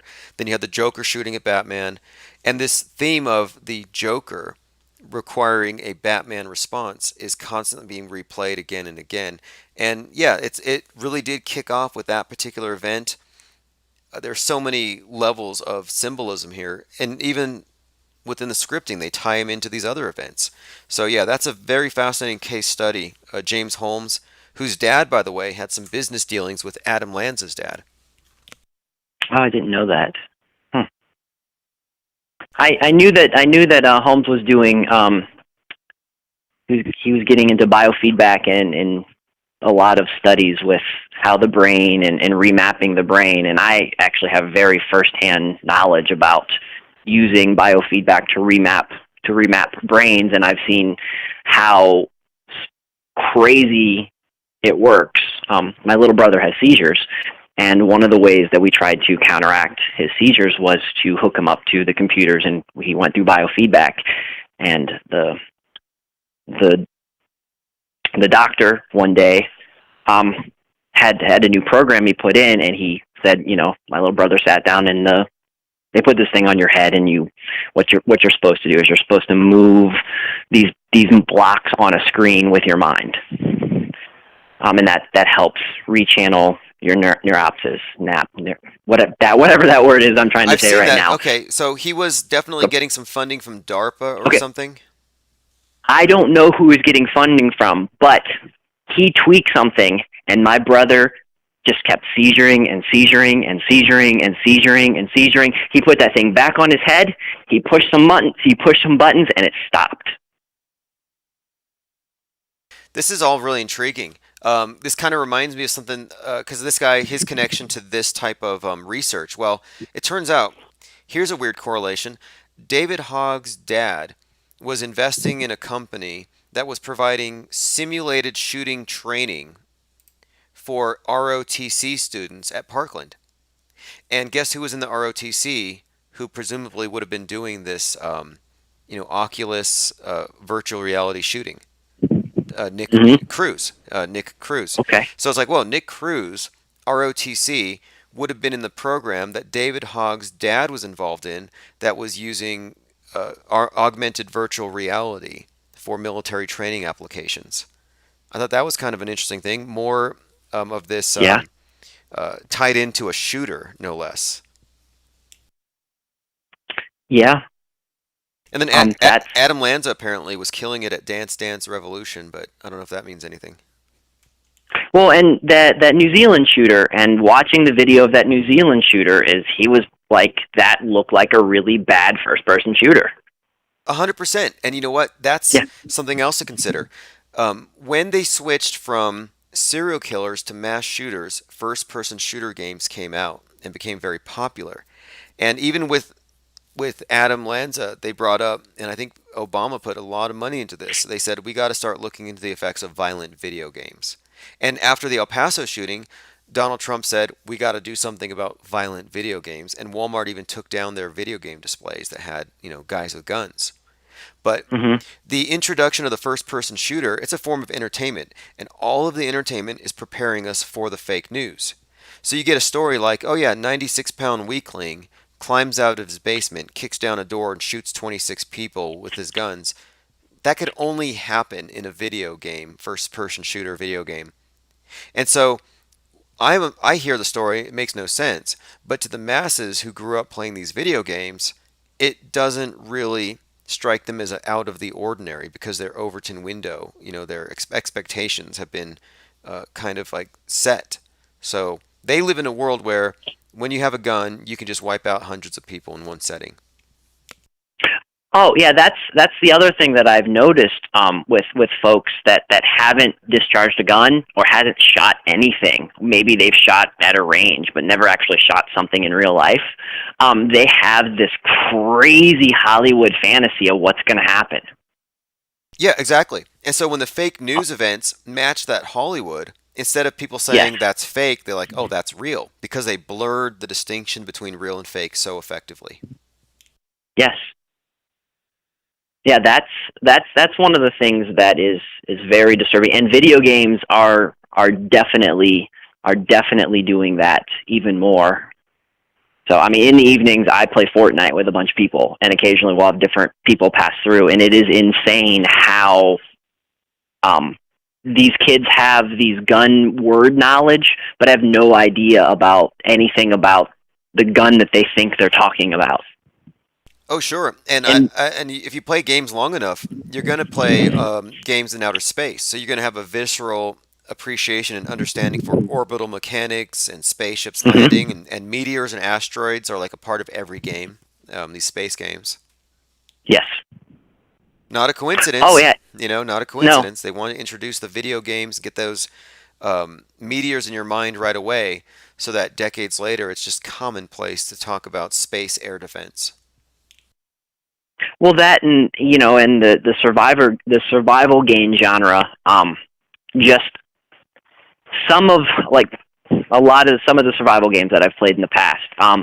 It's not actually good information that you're learning in that game. Like you're not going to be able to build that fort before sundown with the objects that the game says that you're going to be able to find. And so if someone is ever forced into any situation like that, and their only experience is watching, Naked and Alone and playing, a survival game, they're going to not make it. Right. But they're going to have a confidence level into them that they are, and that's dangerous. Yeah, that's a very good point. This merging of reality with fiction, I think, has been engineered a long time in advance. And I also think that it's this idea of setting your expectations so high that when they can't add up to it, it just seems real because it's so mundane by comparison. I mean, I look at the space station and these astronauts on there, or I look at anything in space and I compare it to what we see in the movies. And it's very bare minimum. I think it's bare minimum because if they cross a certain line, people will notice it's fake. And it's a very fine line between real and fake. And I just see them blurring that distinction more and more. And what really blew my mind was when Starman, the Tesla Roadster thing, went up there. And it's out there orbiting the Earth. And I'm like, okay, there are so many things wrong with this. It's 100% fake. The car is perfectly level. There's no tilt. There's no rock. It doesn't move. It's just too perfect. But nobody's questioning it. And Elon Musk sends out a tweet and he says, there you go, flat earthers. And I question the tires to my physics friends, and they all just shoot it to the side and said, oh no, they had already figured that out. And I'm like, but what did they figure out? Like, why did the tire stay inflated? That was my biggest question. If this is true, why did the tire stay inflated? And my friends, who are usually considered super, very intelligent folks, just said they had it figured out. So they weren't even willing to question. Yep, that's right. That's the thing. That's why I call them a priesthood. The scientists should always be challenged. They should always be questioned. I don't think settled science should be a thing. Oh, the science is settled. We already figured that out. Well, no, new facts could change it. Same with journalism. So much of our worldview is considered to be cemented, and if we challenge it, they want to, impugn our motivations for doing so. But yeah, a lot of people go with the flow. That's for sure. My favorite thing about the car going into space, though, is Elon Musk's interview afterwards, where he talks about that he's tripping balls and that you know it's real because of how fake it looks. And if you watch the original one, right after he says that, there is a dude in the crowd that just starts laughing up, and Elon points at him, and then Elon Musk laughs a little bit. And I'm just like, wow, they are trolling us live on TV, and no one's going to catch that. Oh, that yeah. Him and his buddy had an inside joke that he could say, that he could tell people on TV it wasn't real, that he could say it out of his own mouth, and people were still just going to believe it.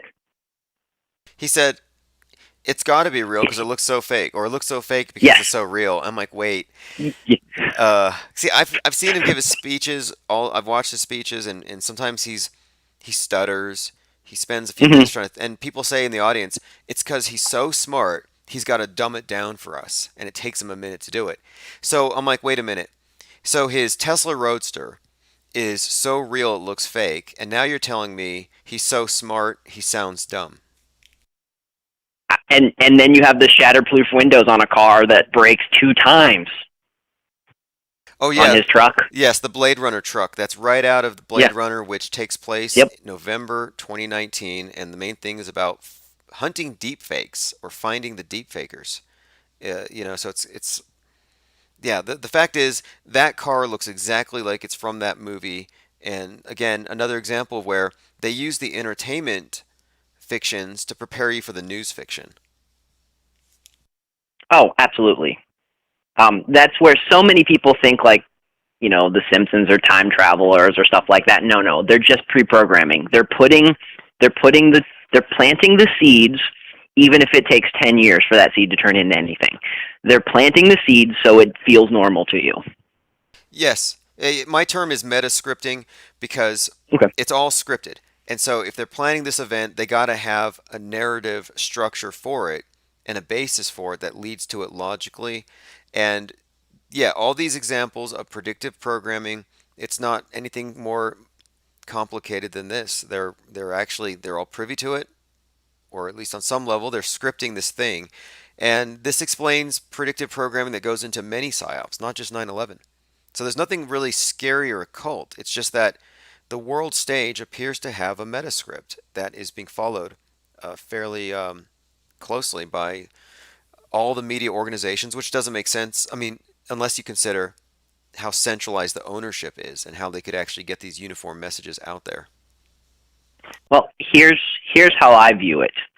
I view it as a giant game, and there's rules to the game, and people, and there's teams, and that's why sometimes things fail.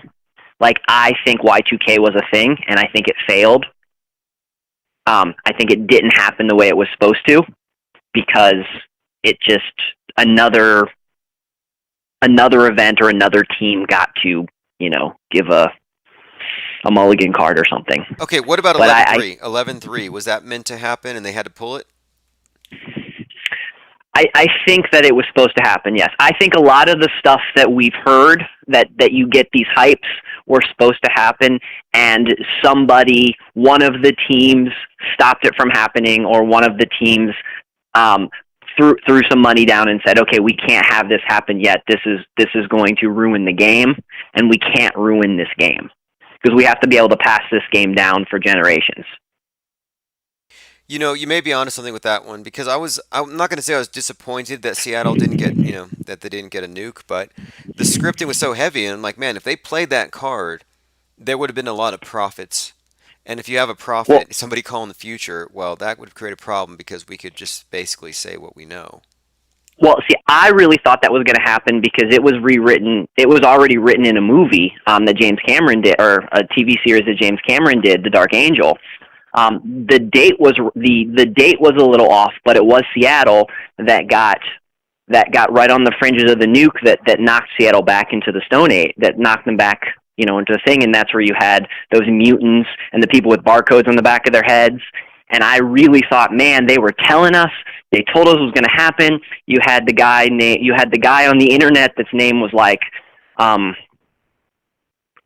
something eyes, and it had that same feel to like Q, and how people are trying to play on that. And I'm just like, wow, they really have this programmed in, and I really think something's going to happen. And the fact that it didn't shocked me. Well, I saw the $100 bill, and I saw all this stuff about the Century Project, the New Century, and then the $100 bill had been folded up like the $20 bill after 9/11, where people saw burning towers in the Pentagon. And for a long time, people have noticed it looks like a missile or some kind of a tower and something in the sky. So I looked at the $100 bill folded, and it does look like a space needle with an explosion Hmm. above, presumably EMP. So we had already predicted there's going to be a space needle burning down that day, and one did burn, but it was in Turkey. It wasn't the one that we were looking at. And I was just like, what does this mean here?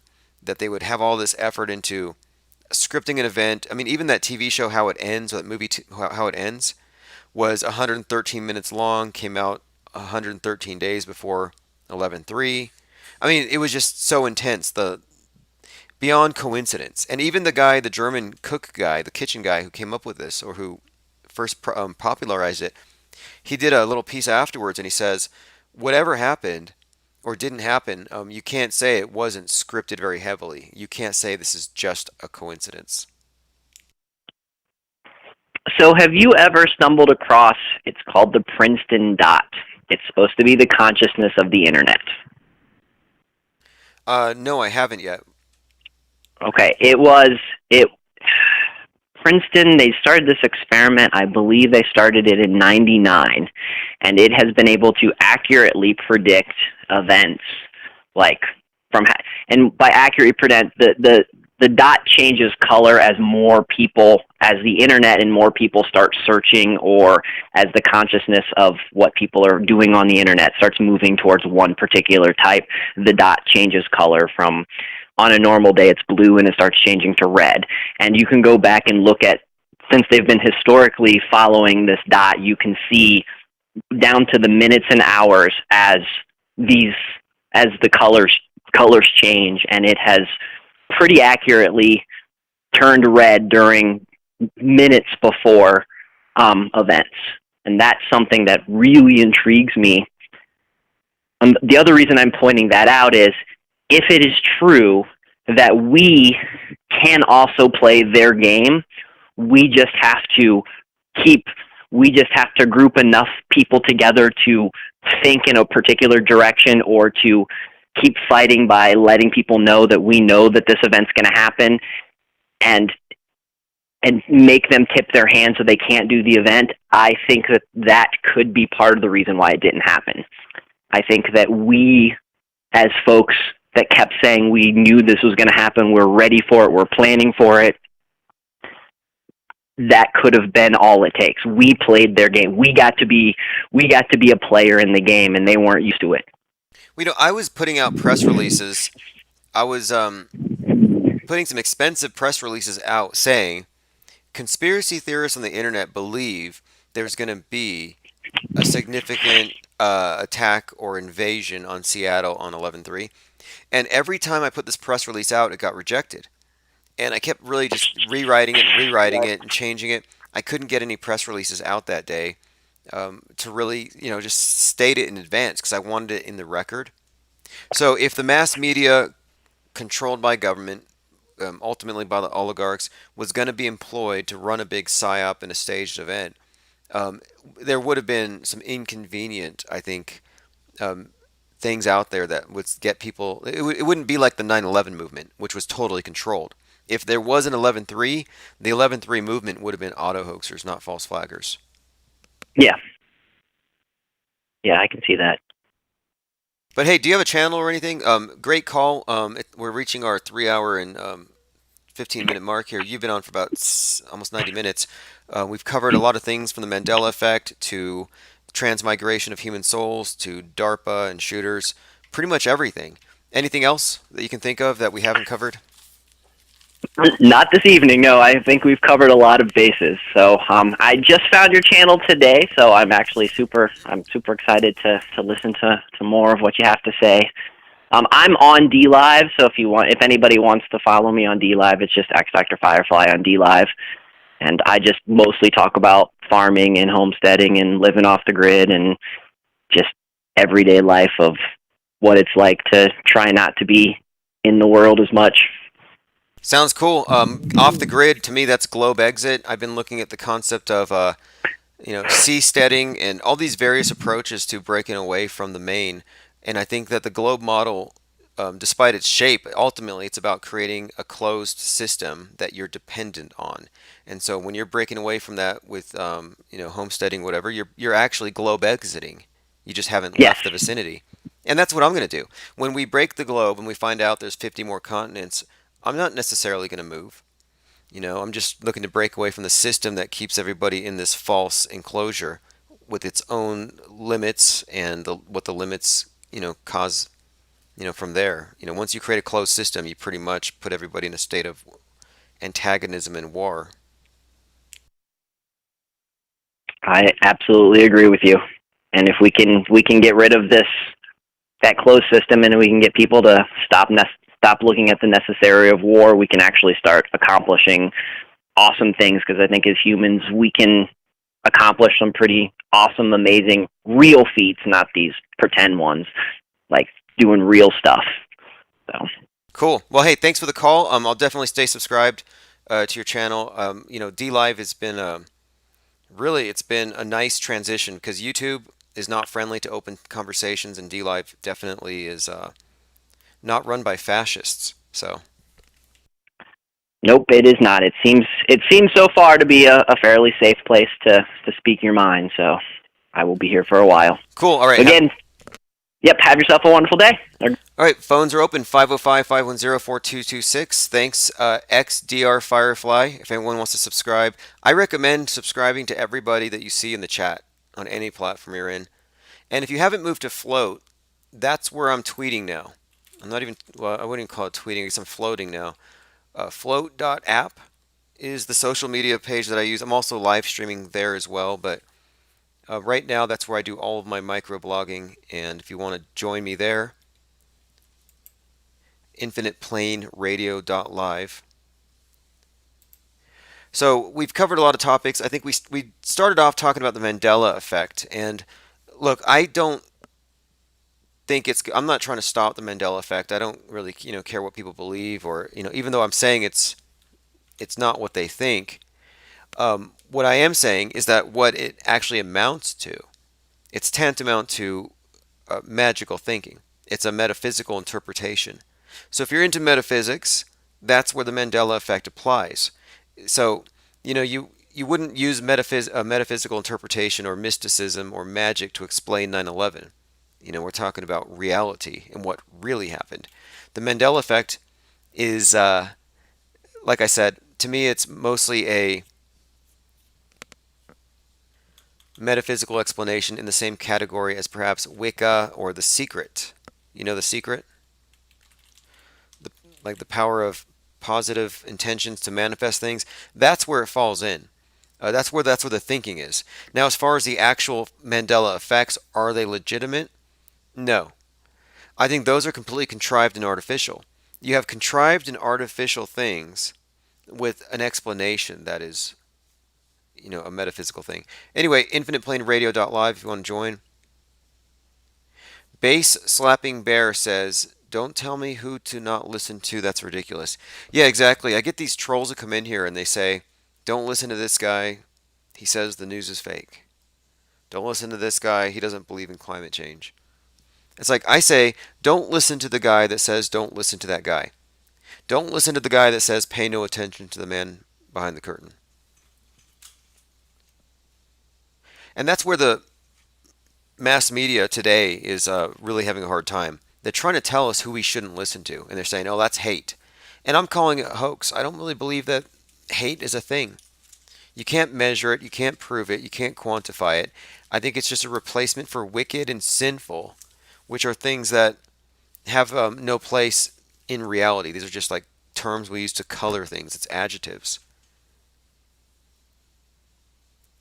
Yeah, thanks again for the last caller and the callers before that. You know, we have a lot of great callers on this stream. Infinite Plane Radio, open phones for open minds. Really, nothing's off the table. I don't agree with everything that everyone says, and I don't even have to explain that. You know, it's like people are so concerned about what everyone else, that we all believe the same things, or if you don't, you're somehow there's something erroneous or wrong with you, which I don't think is the case. Like, even if you're Mandela affected, if you're a Mandela affected biblical mud flooder, I don't have any problem with that. I'm just trying to categorize it. In many ways, what we're doing here, it's just like we're trying to understand the various ideologies that are competing. And like, I'd like to know how it works. You know, how does your worldview work? How does your spinning ball work? How does ME work? And which one supports the dominant paradigm that's ultimately a closed system that has us on a spinning ball in a constant state of flux falling through space? You know, which ones support that? Which ones actually take it apart? And I think that the objective analysis of the mediated worldview, objective, as in auto-hoaxing, facts over narrative, just looking at what we can actually perceive, that's the path to figuring out what reality is. Using logical fallacies to explain away things we don't understand is the path towards darkness. And I think the elite want us in darkness. If they can have you believing in miracles, if they can have you setting aside your reason and logic for dogma and faith, they will. Dogma and faith will put you in a dark age. You're in a dark age if that's how you perceive reality, through dogma and faith. That's where they want us, and I happen to believe that the ME, or the Mandela effect, to the extent that it's based on quantum reality and multiple timelines, is actually a part of the globe paradigm. And hey, Flat Earth Kid, not only do I not dismiss people I don't agree with, I actually invite them to call. I'm constantly asking the Hitler fan club, hey guys, call up. The Jewphobes, call me up. If you're a Jewphobic, we'll say domer or whatever, call in. If you believe we have a dome, call in. Because I have some questions. I want to know, what's the curvature of the dome? If you believe that we're in a curved universe, how big is it? How big is the universe, or the ball? You know, we had a flat universe and a flat solar system and a round Earth, and now we're saying no, Earth might be flat, and now they're saying the universe is round, but it was flat before. It's always shifting. It's always shifting. But one thing they haven't changed yet is the solar system is still flat, which I think is a problem. I think when they created it, this model, I don't know what it was exactly, but the solar system being flat, I don't know, it's almost like an oversight, like lazy. And one more thing, the Earth is a gyroscope, right? If the Earth is a gyroscope, and they say that it's so powerful that if you were to compress the Earth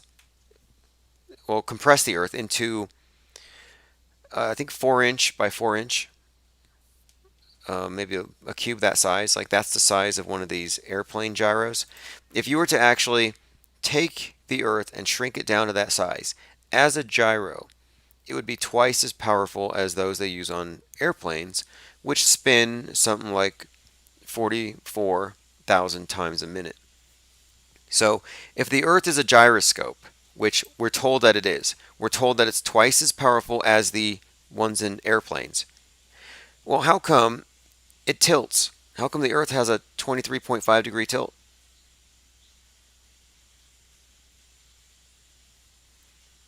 If it's a gyro, why wouldn't it be perpendicular to the orbital plane of the flat solar system? The sun's axis is straight up and down. It's got a plane. The solar system's flat. The Earth is on that plane. Why are we tilted? It should have straightened up, and the Earth should be perfectly vertical.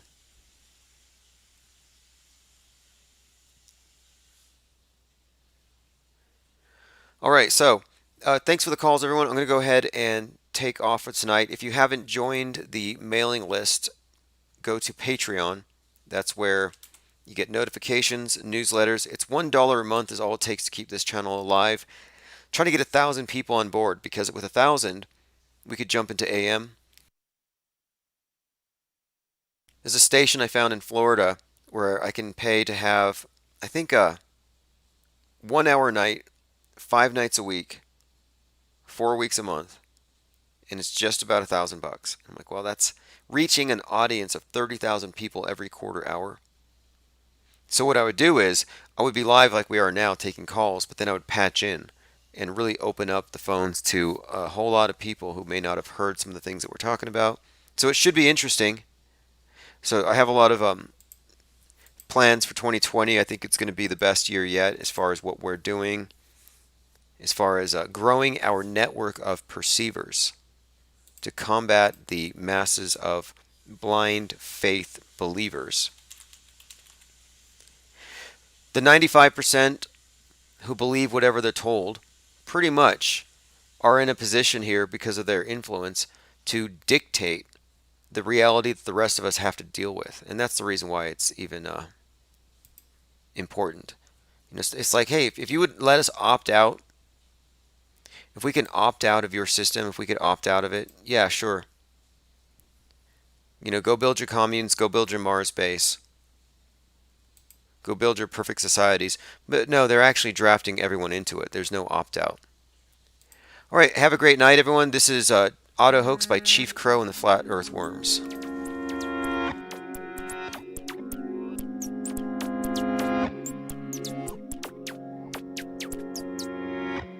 I'm on Auto Hoax and it feels so good. You just auto believe everything like I knew that you would. In my dream, you know I ain't got time, baby, for another crisis actor with soulless eyes. My buddy and me. Telecommunications Act of 1996. 96, y'all. Gonna filter your eyes and screw